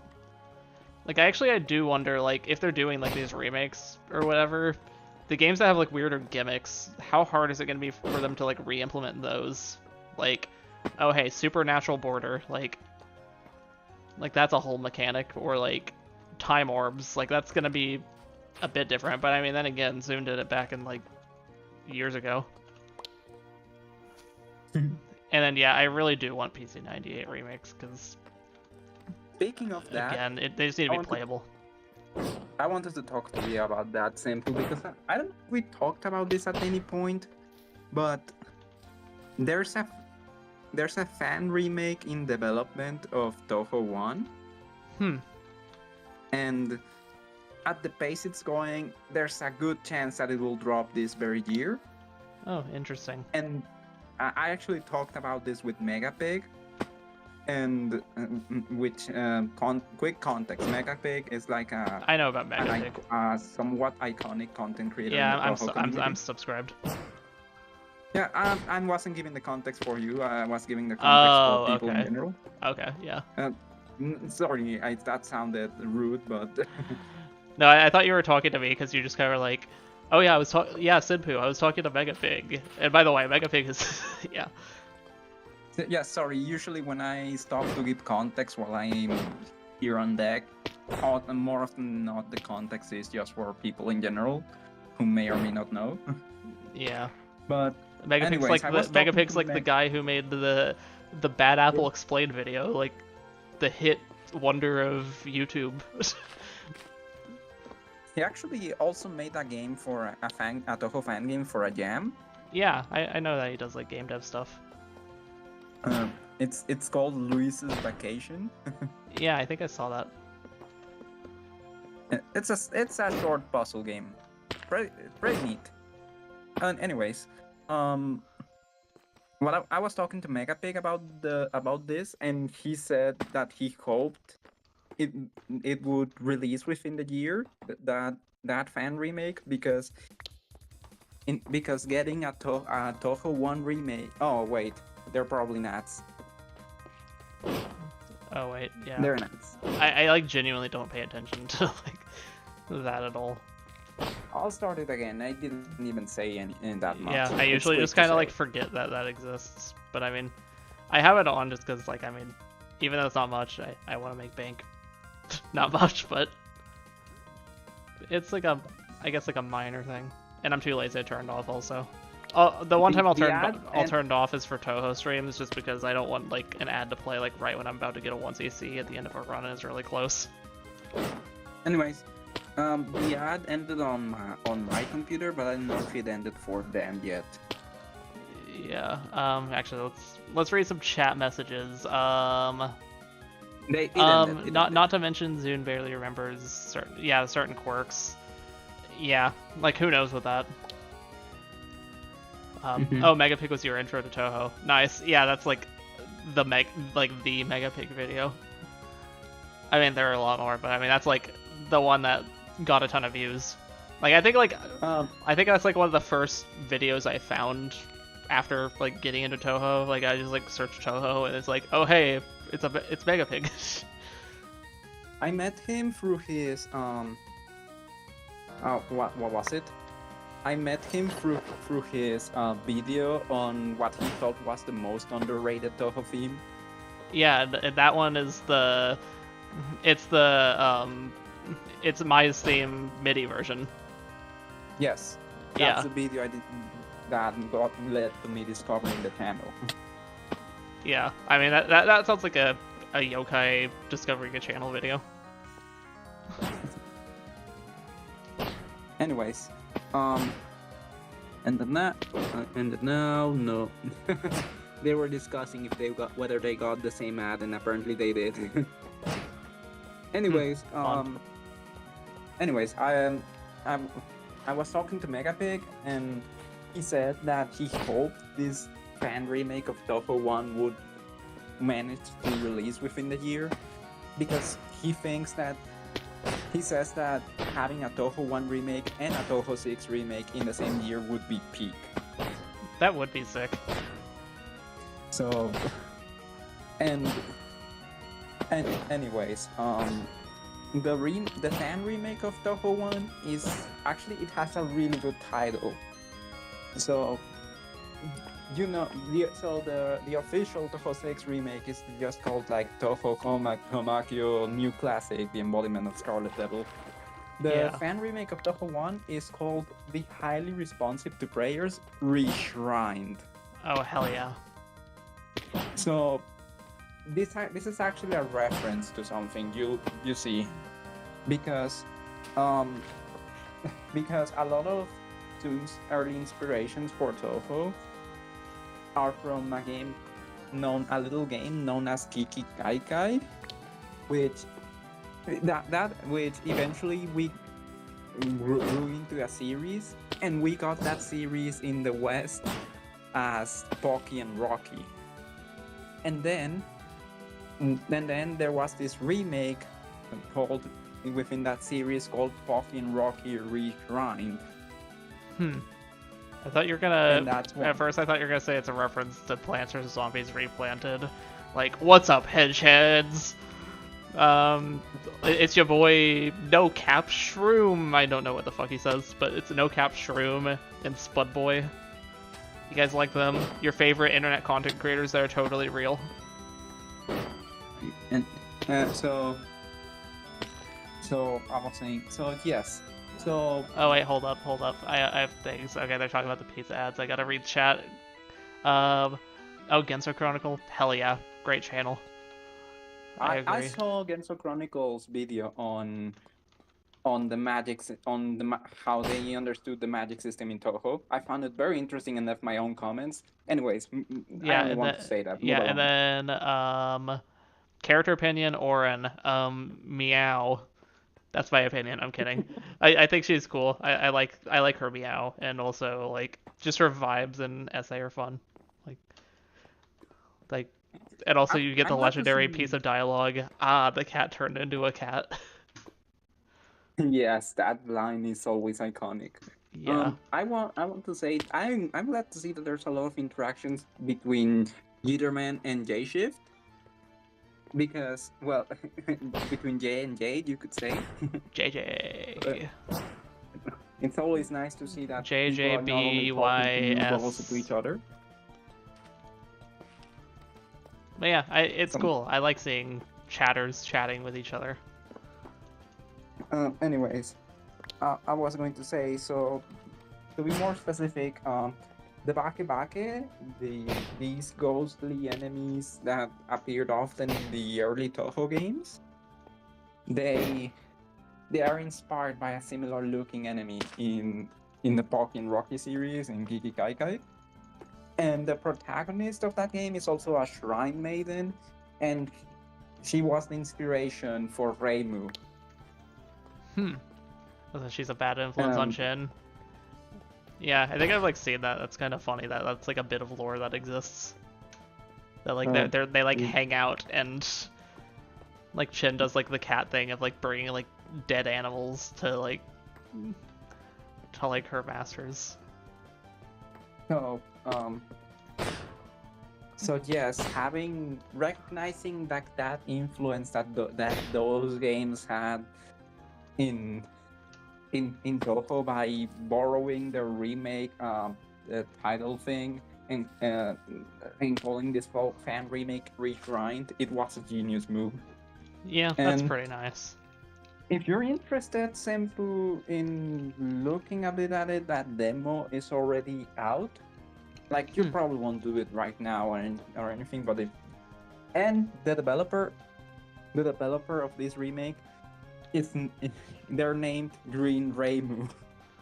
Hell yeah. Their profile picture is a pixel art of Sanae's face. I mean, isn't Green Reimu actually a thing in Toho 1, like due to like a color palette error? No, not in Toho 1, but like I thought there's like a thing where like, or I think there's like a thing that can happen like on certain stages or some side effect from doing something that causes like the color palettes to change, and Reimu like the red changes to green. Yeah, there are palette changes in the game. That's also how Sariel turns gold during one of her Yeah, I know attacks. that's a thing.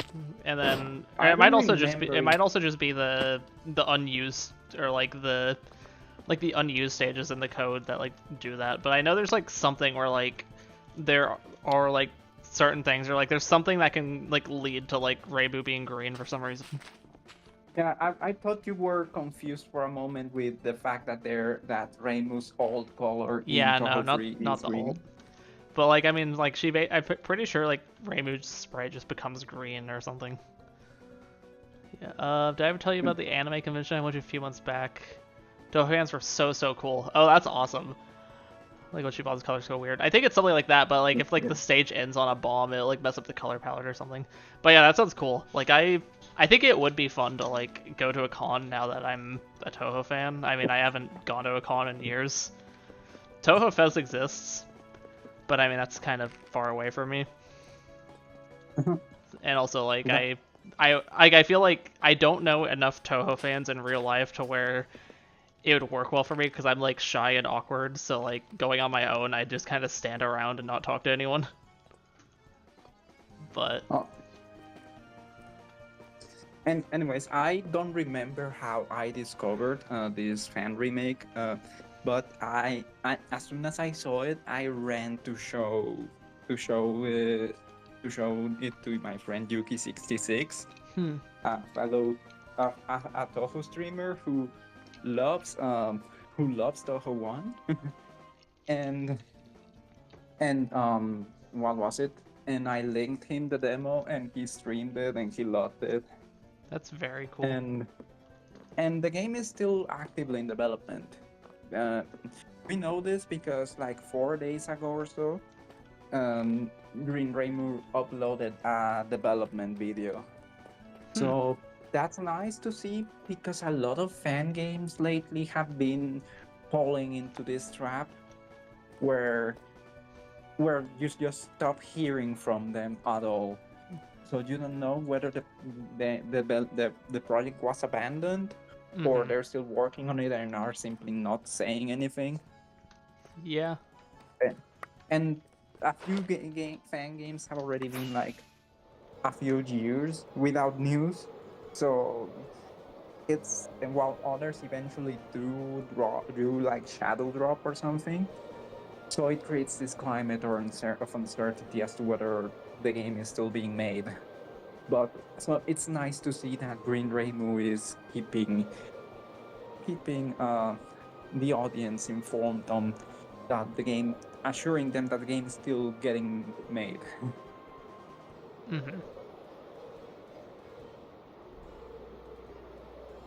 I'm flying. Let's see.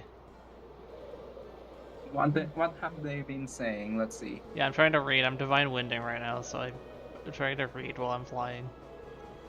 Do you want me to read for you? Actually, I'll just explode. Oh, I survived. Cool. But people hung out with me. It was nice. Oh, you did a cosplay. Nice. Also, goated character. Like, absolutely goated character. I wonder if there's Toho stuff, the one I went to. I feel like there would be, because usually, like, there's a lot of crossover with, like, anime people and Toho people. I wouldn't consider myself one of those people, like a lot of Toho fans, they're, like, into, like, a lot of, like, the, like, Japanese Phantom stuff that are, like, somewhat anime-oriented. For me, it's, like, nah, I just like Toho because it's Toho and it's cool. So, like, those are kind of like different types of Toho fans. It's like sometimes you have the very anime people, sometimes you have the very Toho people. But I had so much delay on my computer that only now did I see you crash your Divine Wind. Keep talking fun. now. But yeah, like I almost wonder, like at like a typical anime convention, like what types of Toho fans you would find if you found any.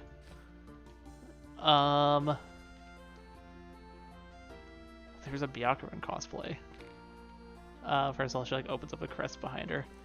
I don't remember, but I think that sounds familiar, kind of. Like they put a thing behind them, behind the cosplayer put something behind themselves, didn't they? Also, yeah, I was going to ask. You're saying this because they included that in the cosplay, didn't they? Yeah, that didn't they?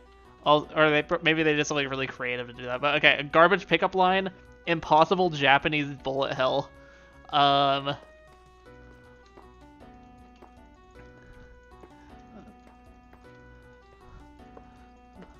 Girl, when I see you, I'm like a impossible Japanese bullet hell, because I'm very hard right now.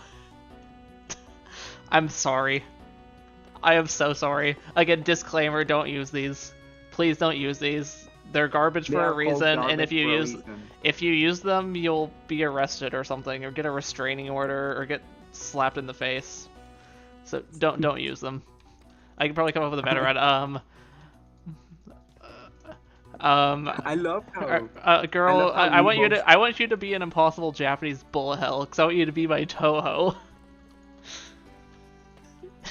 Oh, sorry, I So, did not catch that you were doing a yeah, do-over. there's a second.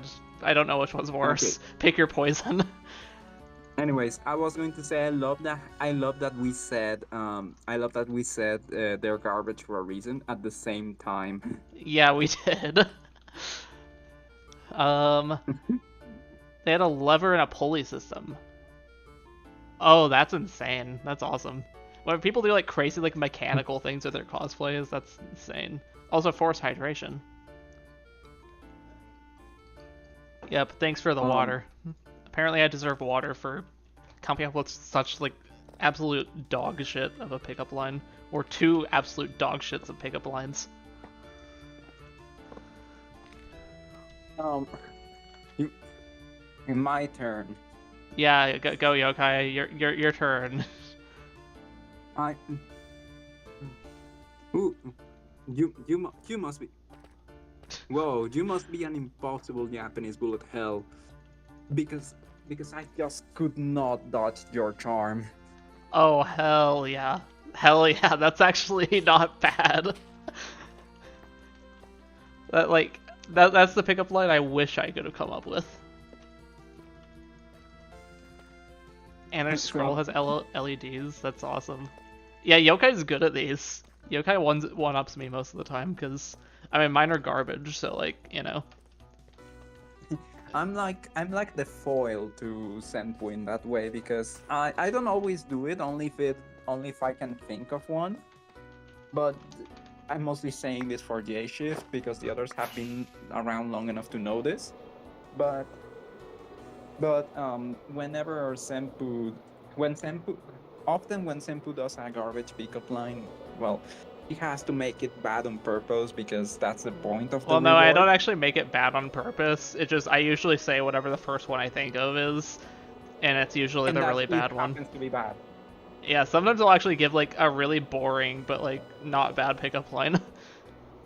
Okay, so because of because anyways, that's it. Because Senpoo usually gives off a garbage line. Because Senpoo usually uh, gives off a garbage line, we um, because that's how they come out, and that's why the reward is like that. It's not the other way around. Usually, what I do is be his foil.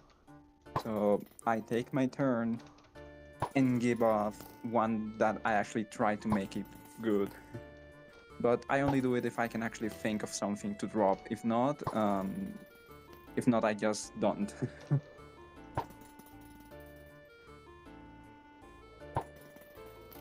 Yeah, I'm an ice fairy now. Find a picture and set it the chord somewhere. Genuinely so cool. The chord. I don't think I've ever heard that one, but I know what you mean. That would be fire. I mean, if anybody has good taste in cosplays, it's you, because you're like the Shuckle cosplayer, like banger cosplay. I'm still curious about the Shuckle cosplay. We How sent does it that work? in, I think it was in VC text, because we were like, I think we were clarifying, is this the one? Where is it? Yeah, if you go into VC text, and scroll up like very slightly, you'll see like a picture sent by Chris, like that's the guy, that's our guy, like in chat as we speak. That's Cosplaying Shuckle. incredible. I'm seeing it right now, and that's incredible. Yeah, like no, like literally if you Google Shuckle cosplay, he's like the first result. Like they're a legend. Absolute legend.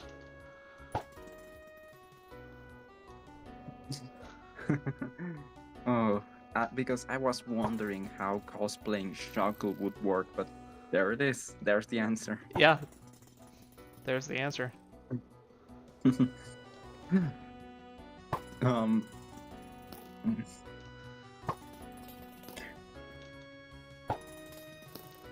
Okay. J-Shift is saying something interesting. And there was a Kane whose cosplay top was on the outside her human form and on the inside her Hakutaku form. Oh, that's really cool. So she could like flip modes on command. The one where the dude is on the ground. Yeah, on the ground. You are so to recap on this is about a con that like it wasn't specific to Toho, it was just a con of games, anime, manga stuff in general.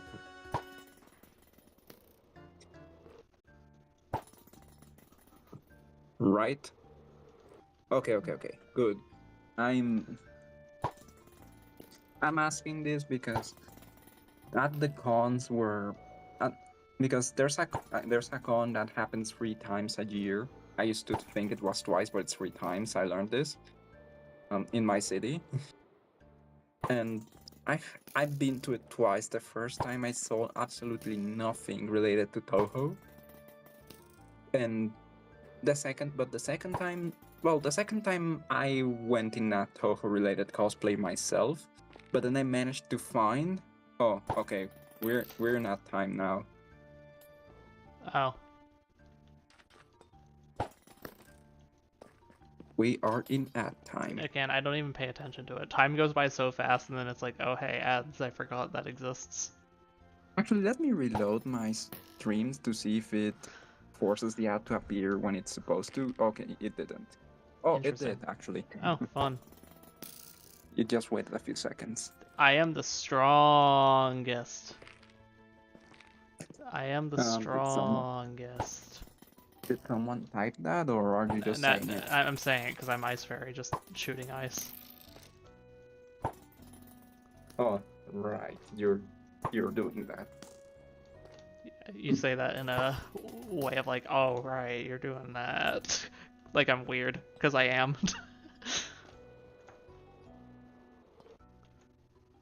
What other random kit can I get to just fuck around in the lobby? Let's see. Deflector? Well, I can't really fuck around with myself with Deflector. Like, I already just like crouched a bunch and couldn't do much with it. Yeah, the one thing you could do alone with Deflector is like launch the arrow upwards and wait for it to return, but... Well, I can't do that because if I shoot the arrow, I can't deflect it. Oh, like you cannot... Okay, so Deflector cannot deflect their own arrows. Yeah. Even if they actually go towards them. Yeah, okay, back, you were saying yokai, didn't hear we had to say last time. But why are we doing mid-roll ads? Honestly, I just kind of have it on and I kind of forgot to, like, I never turn it off. I only turn it off like usually during Toho streams. But I mean, it just kind of like, I just kind of leave it on. And I'm kind of too lazy to turn it off. Also, I guess I gotta get that bag as well, even though it's not much. Okay, I'm here. Hello? Okay. I am here. Jitterman changed colors. Oh, interesting. They were orange before and now they're green on my screen.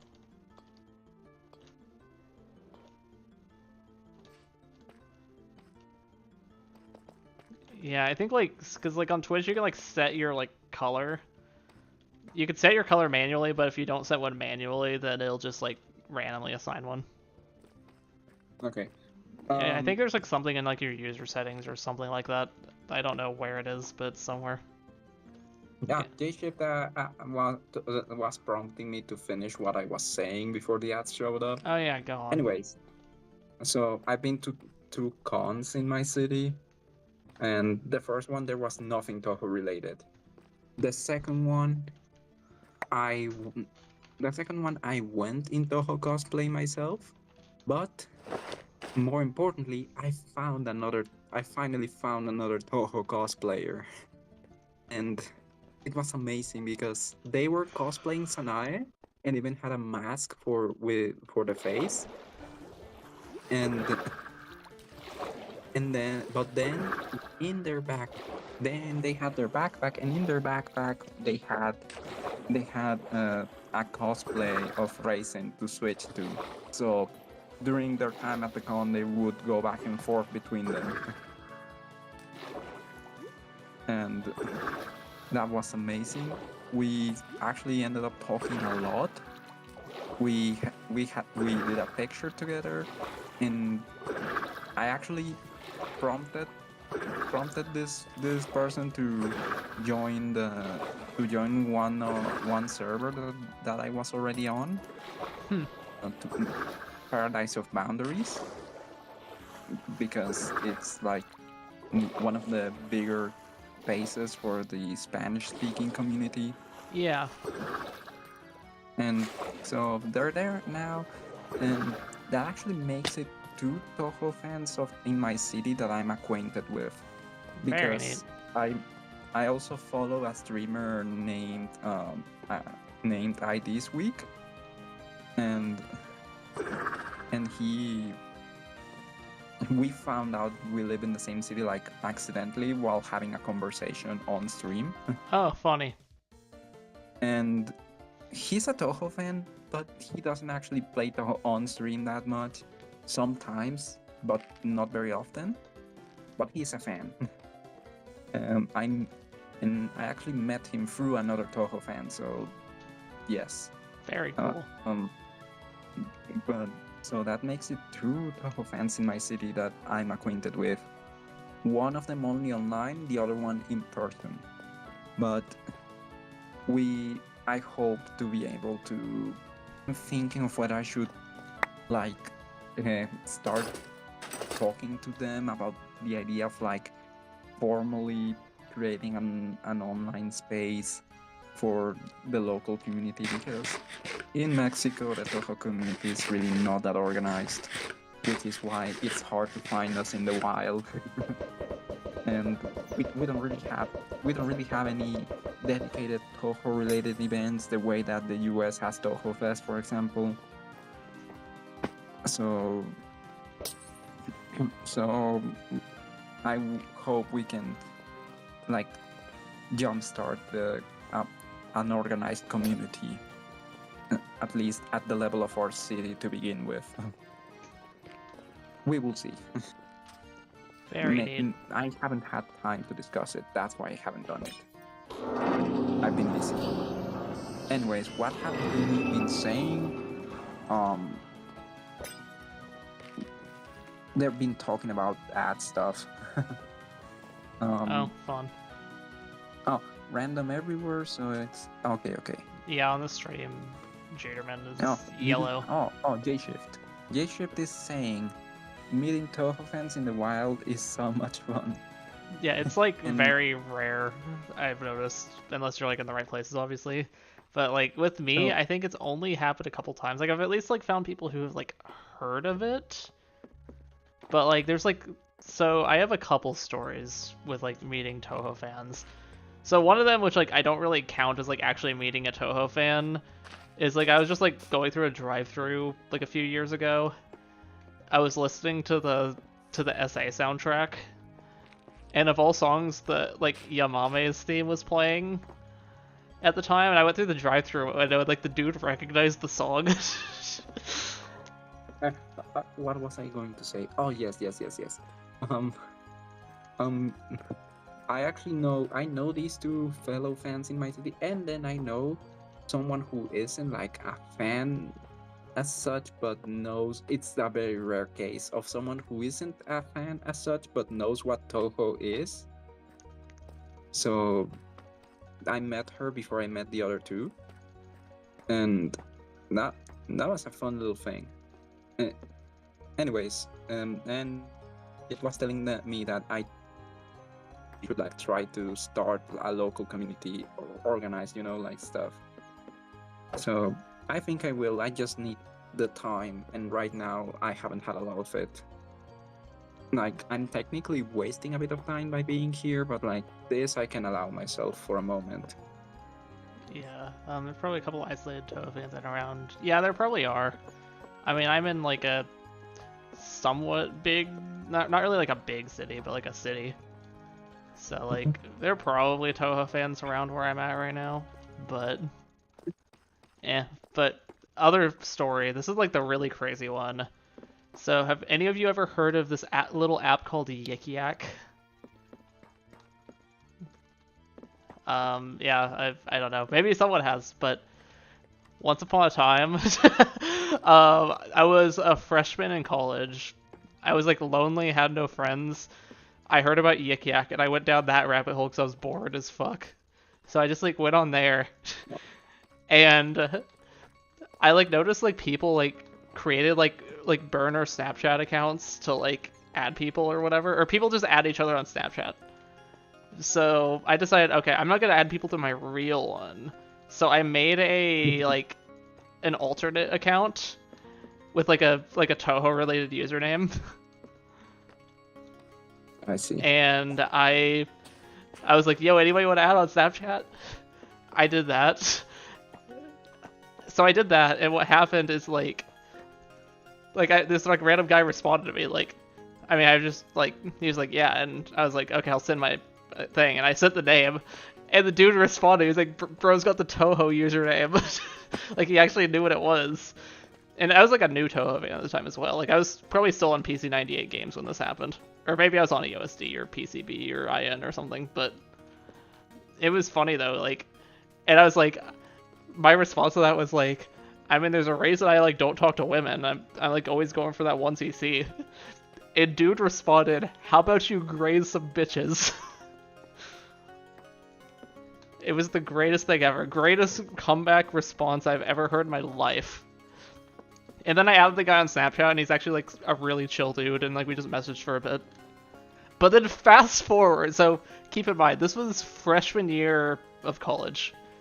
Fast forward to like senior year of college, and so like this is like toward the end of senior year of college. I like went out drinking with like some people, and like one of them was like a friend of mine I had like known since freshman year.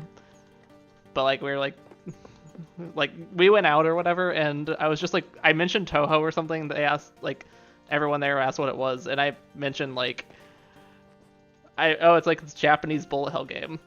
And this friend of mine, she was like, oh yeah, I have this friend who's like really into like a lot of Japanese things. He's probably into it. And I was like, yeah, Toho's niche. I doubt it, but maybe. And she like mentioned his name, and then I went to bed like later that night or whatever. And then I was like sitting in bed, I was like, wait a second. And I thought of the name she said. I was like, I remember that's like the same name as this dude I added on Yik Yak freshman year. And I was like, wait, there's no way this is the case, but what if? And I like messaged her and asked, like, is his username on Snapchat this? And she was like, yeah, that's the guy. So yeah, he was the same guy. Turns out like this friend of mine actually knew this guy. Like I had just like messaged him on Snapchat, but no, I had a friend who like actually knew this guy. And then later in the summer, like we went out drinking, and I actually got to meet the dude. It was cool. We like talked about Toho for a bit. This is before I had played it, but he said his favorite character was Eternity Larva, so that's cool. But anyway, let's read the chat. A Japanese person did speak English on CubeCraft that played Lost Word. Oh, fun. But yeah, this is like the funniest story ever. Like it's also funny because like I met this dude like after I started streaming arenas, and I started saying like the like graze some bitches line a bunch on stream, and it became like a running joke on stream. And then like I got to meet the dude. I was like, guys, I'm meeting the graze some bitches guy. But yeah, it was great. Anyways, wait. I mentioned earlier the thing about my other friend, the one who isn't a fan but knows what Toho is, because that's even harder to find than an actual fan. Because, okay, one thing about Toho is that the fan base is very big, but also very, let's say, very closed, hermetic, silent, something like that. So there are a lot of fans, but people outside the fan base haven't really heard of it. So, for example, let's make a comparison. Metroid, for example, has a smaller, or Star Fox, it's a better example, has a smaller fan base compared to other Nintendo franchises, but you still, yeah, no, Star Fox is a bad example for this. Metroid was a better one. It has a smaller fan base, but you gotta max out your Ballas sleep is for about the to leave. match. Okay, sleep well, Ballas. You're gonna win tomorrow. I don't know if I'll say anything in the chat because I'm awkward and like I'm like that one guy in the Toho community that probably no one wants to talk to. Like anytime I've ever chatted in a stream, a Toho stream, I'm just ignored. So I'll probably stay silent, but just know I'll be there watching you. And if I'm not, then it's because I like overslept or something and slept till like freaking like 5 or 6 p.m. Yeah, see you, Ballas. But yeah, good luck tomorrow. Anyways, I was saying that they're either a fiend for Sisyphus or they've read Visionary Fairies at Shrine. Yeah, I have no idea, but he said he liked Eternity Larva. But where can I watch a stream? It's on Toho Replay Showcase. They do like the English commentary. I'm pretty sure, right? Yes. Yeah, the A-Shift confirmed it. Anyways, yeah.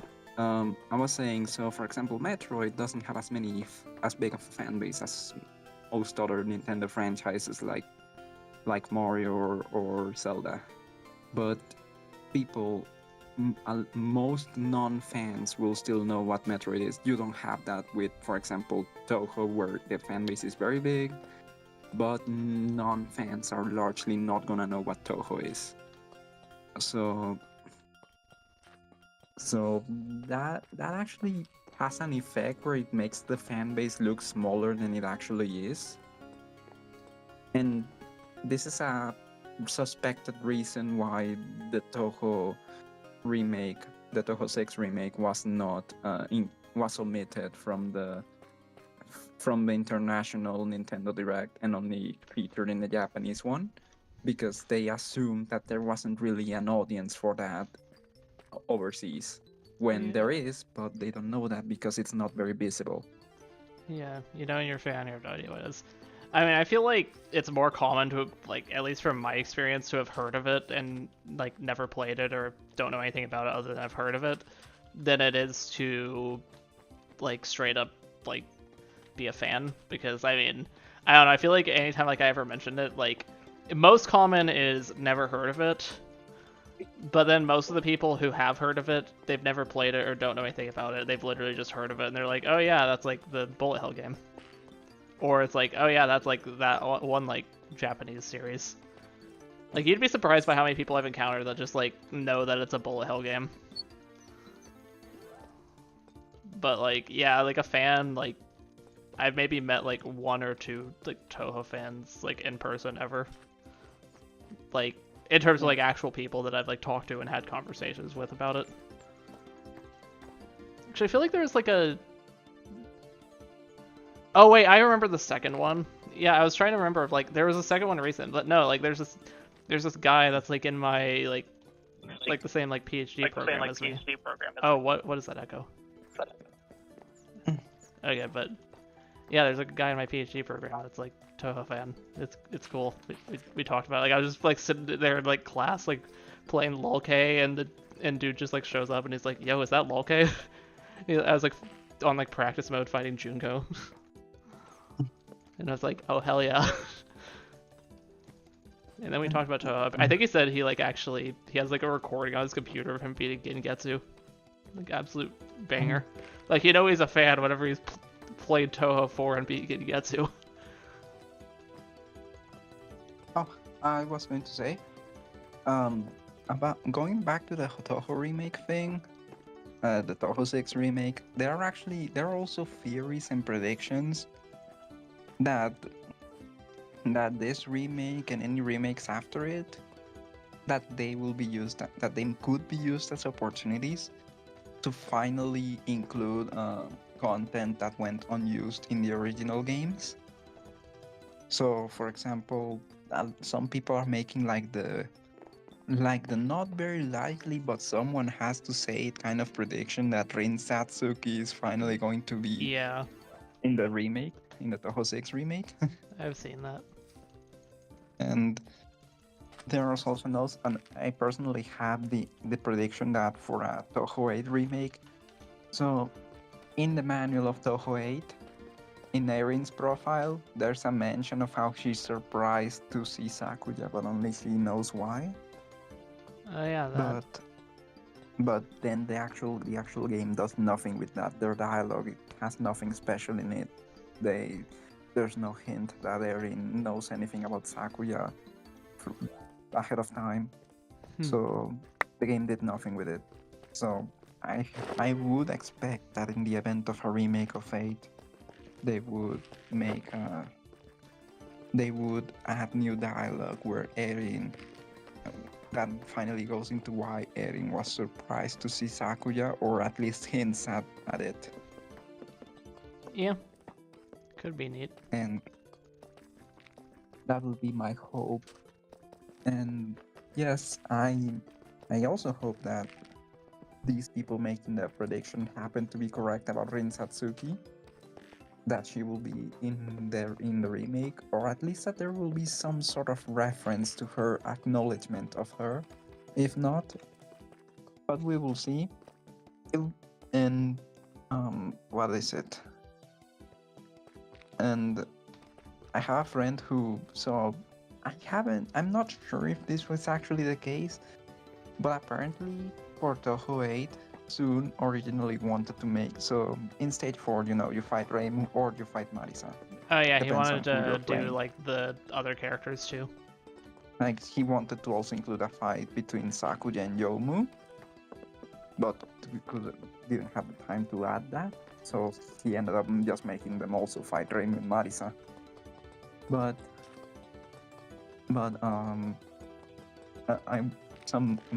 Yuki66 hopes that in the event of a remake of 8, that Sakuya versus Yomu fight would finally become a thing. Yeah, that'd be cool. So let's see. Maybe there will be used as an opportunity to implement unused content, but we will have to wait. I hope that at least in some capacity it does happen, because it would be nice, and it would reinforce this idea of them being the perfected version of the game, including like the game actually getting to have the things Soon wanted to add but ultimately couldn't. Yeah. But we will see. And wait. Oh, they went through ads, but I don't know if the ads are over. I wonder. I'm no longer keeping tabs on the chat, by the way. I just want to let Yeah, you I know mean, that. it's been a bit quiet. But yeah, it exists. I will correct. I will explain myself better to J-Shift as soon as the ads end. Yeah, I feel like they're probably over, unless not. I think it's been a couple minutes. What if I just be mean and turn it to like only be ads? I'm not doing that. Actually, how high can I turn it? I think I can turn it like really high. Yes, I will wait for... Actually, I'm not gonna touch this like while I'm streaming, because it might actually just run a bunch of ads, so I'm not gonna do that.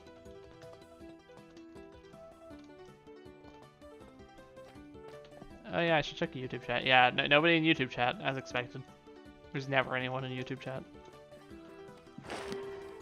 I think it's on the YouTube side of things, it's only ever been me and then Astra once. Yeah, I think Fonz showed up there before, and then showed up on Twitch like after.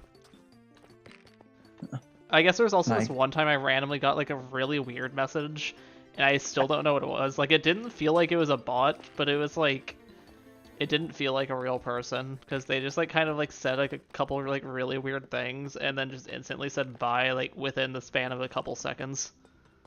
Like they sent Okay, like four so four messages in sequence and then just left before I could even respond, even though I saw it like right when they sent it.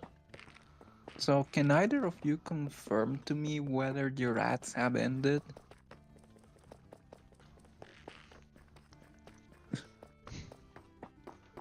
I would hope their ads are over. If not, blame Twitch, not me. You were in a crystal PvP duel. Lamau, nice. Okay, so the ads ended. J-Shift, I was saying that there's the prediction theory that she will be in the game, but we don't know that. It's just a prediction.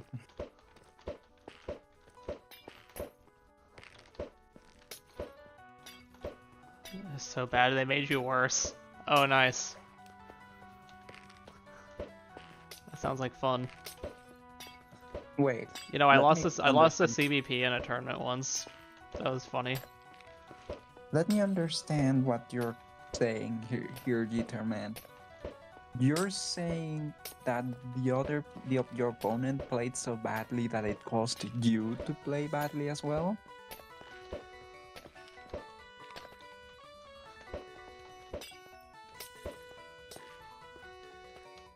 Still won. Nice.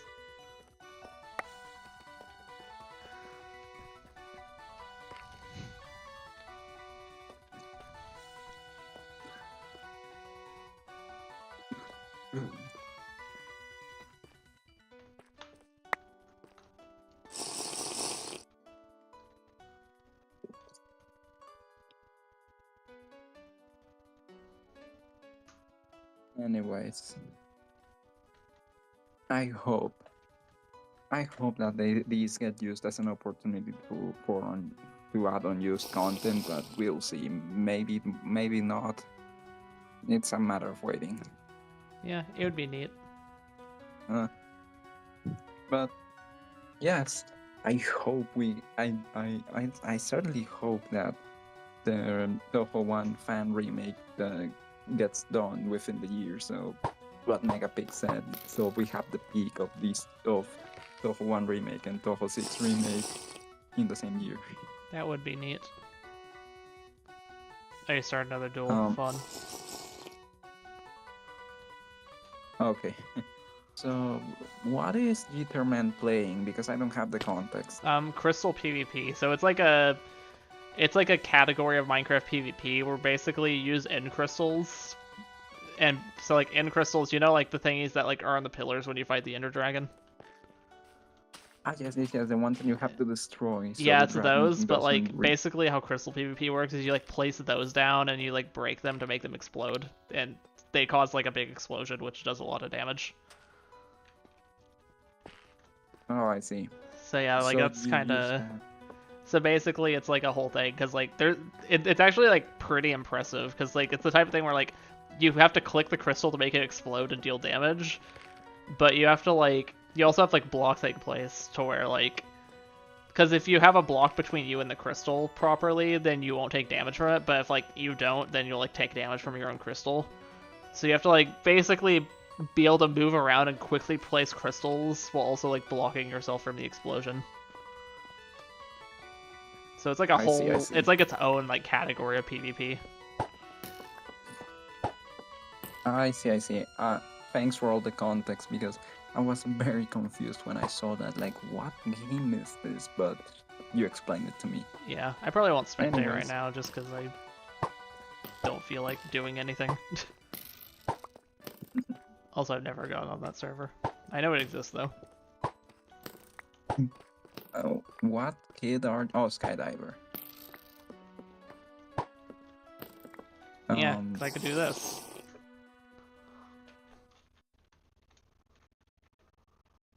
I am a skydiver.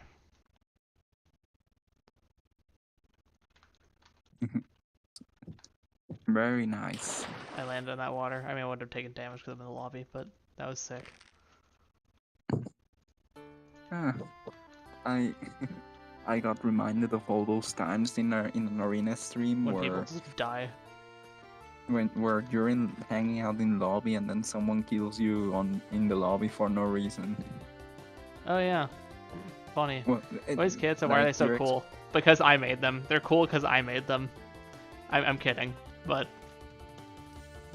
I don't know. They're fun.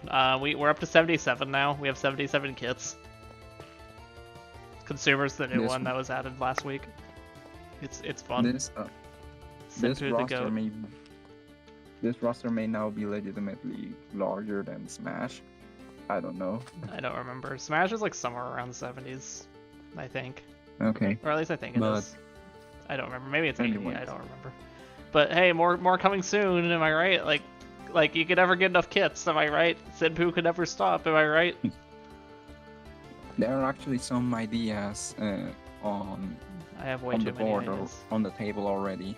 Yeah, I have way too many ideas, and Anyways, I was going to say Yeah. I find it funny because a lot of times that happens when you're explaining something. So you're there, just casually explaining yeah, and something to somebody the audience, just yeah. while someone's smacking you with their sword or whatever. Yeah, like those are the moments where like I'll yell an annoyance at people. Like that's like the same energy as telling people to shut up whenever I'm trying to read chat. And I think usually the people who do that to you the most, I think, who are Homie and Valis. Homie doesn't usually do it. Homie knows better.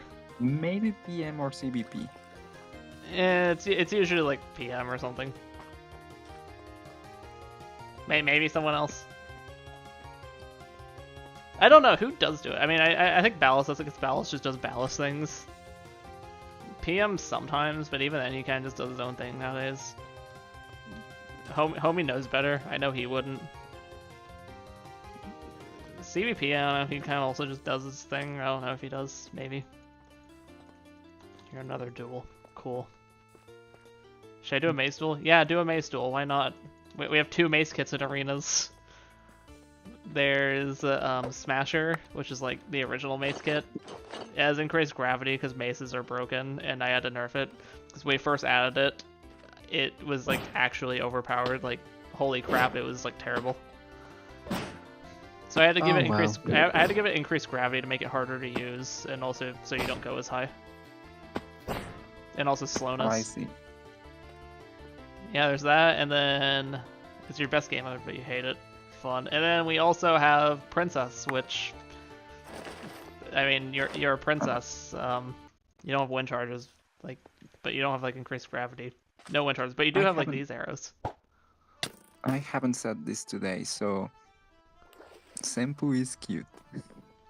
Thanks. Also, you never say Senpoo is cute. Well, no, I type it, but you know what I meant. You never type Senpoo. Sam's is cute, right? Yeah. You can't change things up. I'm kidding. You can change things up anytime you want, but hey, if you want to be consistent. It's because I never actually say it. Yeah. But yes, Sam's is cute. Yeah, and notice how hard it is to kind of pronounce it. It's not even that it's hard to pronounce. I just forgot that that's how I said it because I had always typed it, and this is the first time I said it. Like I remember, like when you first like BC. started like calling me that for short, like I was like, how do you even pronounce that? Because it's like 3 like consonants in a row. Like simps. Like whenever I say it, like I'm actually just basically saying simps. But I mean, yeah. But I mean, more to the point, yeah. the problem is that it's those specific consonants too. Yeah. Because, for example, alts, like alternates yeah. of something, alts has 3 consonants Yeah, in a row, it does. but because they're different ones, that works. Yeah. It's the specific 3 consonants in SAMs that make it funny for some people to Yeah. try to say. I would pull a Sentry and show that to Jeterman, but no, there's no one here to Sentry. But hey, reversal, I can reverse myself. I missed. Reversal. A reversal interlude. Okay. Yeah. Have you already messed with Toad today? Gravity.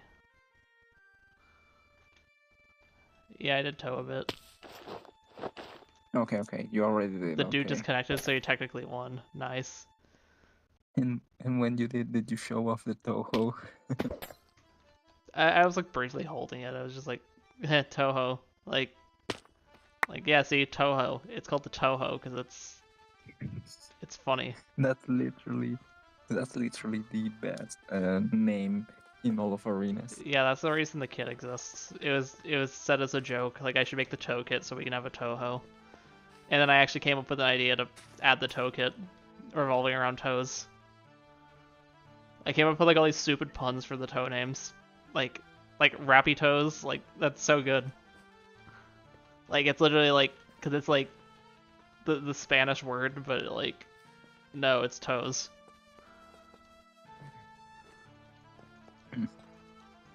We'll see. Like it's funny. I don't know what I was gonna say. I think we sort of have a stone. Remember I said that we needed a stone kit because stones are the opposite of those. Yeah. I think we conceptually already have a kit that we could consider to be the de facto stone kit, and that's I think Anterer, was it?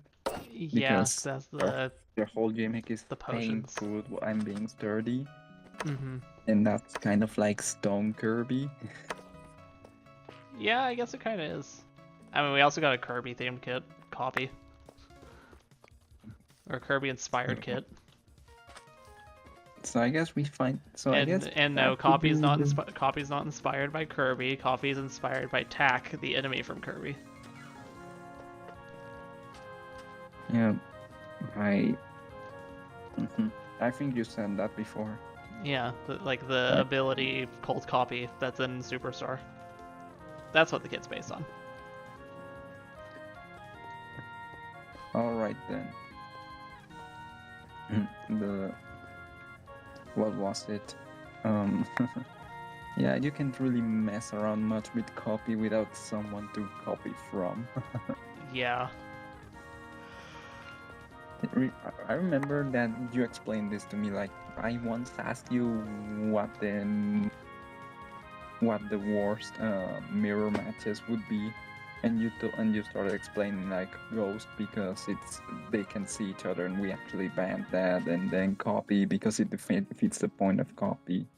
Yeah. If everyone has the same stuff, and you said Divine Wind, and okay, Jitterman is about to leave. Oh, you need to get a bed. Okay, that's fine. I mean, I'm probably gonna end soon as well, probably. Yeah, hopefully will. I'll probably stream either tomorrow or Saturday. I don't know yet. I actually already like explained what I needed to explain. I already talked what I already want to. Bye. Bye. Let me say that again. I already said what I wanted to say for this stream. Mm-hmm. I talked about Shantae. CS67 guy. We discussed the Toho remake, we discussed the fan remake that I wanted to throw into the conversation. I talked about these people I met and how I hope that we can organize the local fan base. Yeah. And hopefully we find ways of promoting like our community spaces. There's like this square of sorts near the downtown that's basically the hub for gamers and weebs and geeks and nerds and all that umbrella. So maybe we could try to make good use of that space to make ourselves known, or maybe we could just do it at cons. We'll see. But yeah. first I need to actually discuss the possibilities with both this week and the other one. So for now, it's the three of us that are aware of each other, and I actually hope to see what is it? I actually hope to see. We've been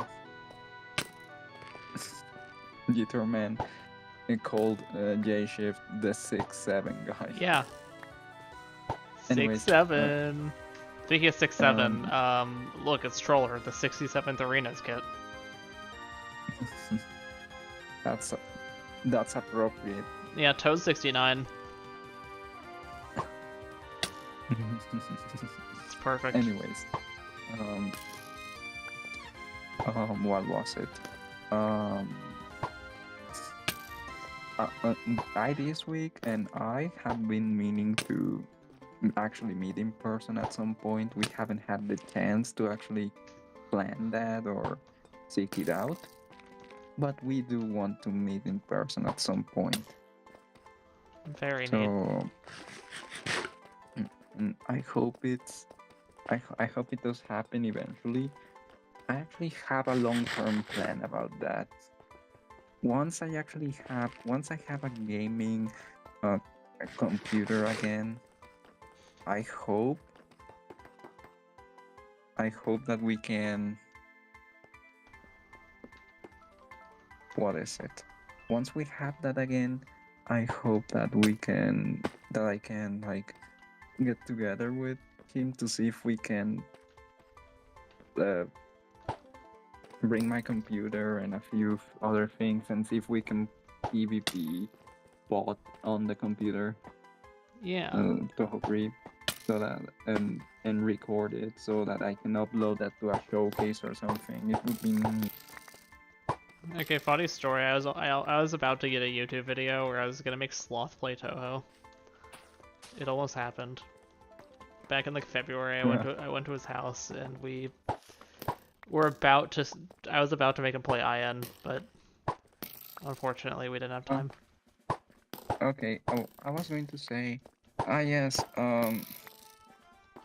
So, I hope that we can. What is it?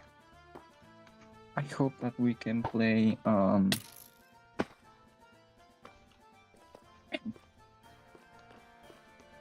What is it? Again. Oh, right.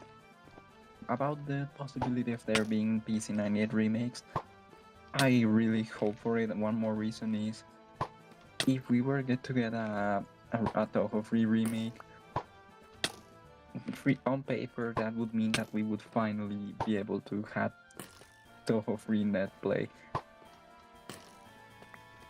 Yeah, that'd be cool. I mean, already the net play of the other ones of 9 and 19 is a bit funny, but it just existing would already be a big thing.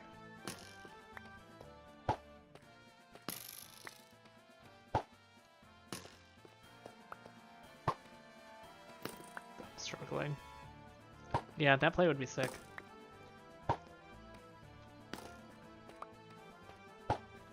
So I do hope that it happens.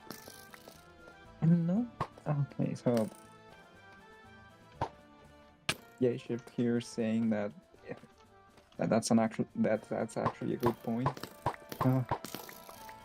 Yeah. Plus, let's see. Plus, if they're official remakes, then Netflix would probably be held to a high standard. Well, within what we could consider as such, yes, because it would at least have to be up to the same standard as the other versus maps. Like that would have to be the minimum. But also Zune would have nothing to do with the development as well, so it could be different from the official things. Yes, and because Zune like is involved with the project, but not with the programming. Yeah. So yeah, that would leave more more people with more of a grasp on that, because we know, no offense to him, but there's a reason we have the term soon gramming in the community. Yeah. But yeah, I want to hear a Strawberry Crisis remake would sound. Oh, that would be sick. Hell yeah. I would love to see what would happen with an arrangement of Dream War of Rikako's theme, because you know, the longest boss theme in the series. Yeah.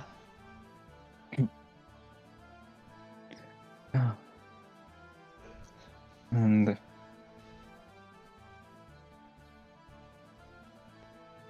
Give me Mima or give me death.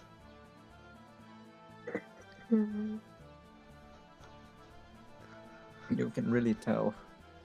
Oh. Well. But yeah. My stream actually did a funny and froze at the near the end of an ad.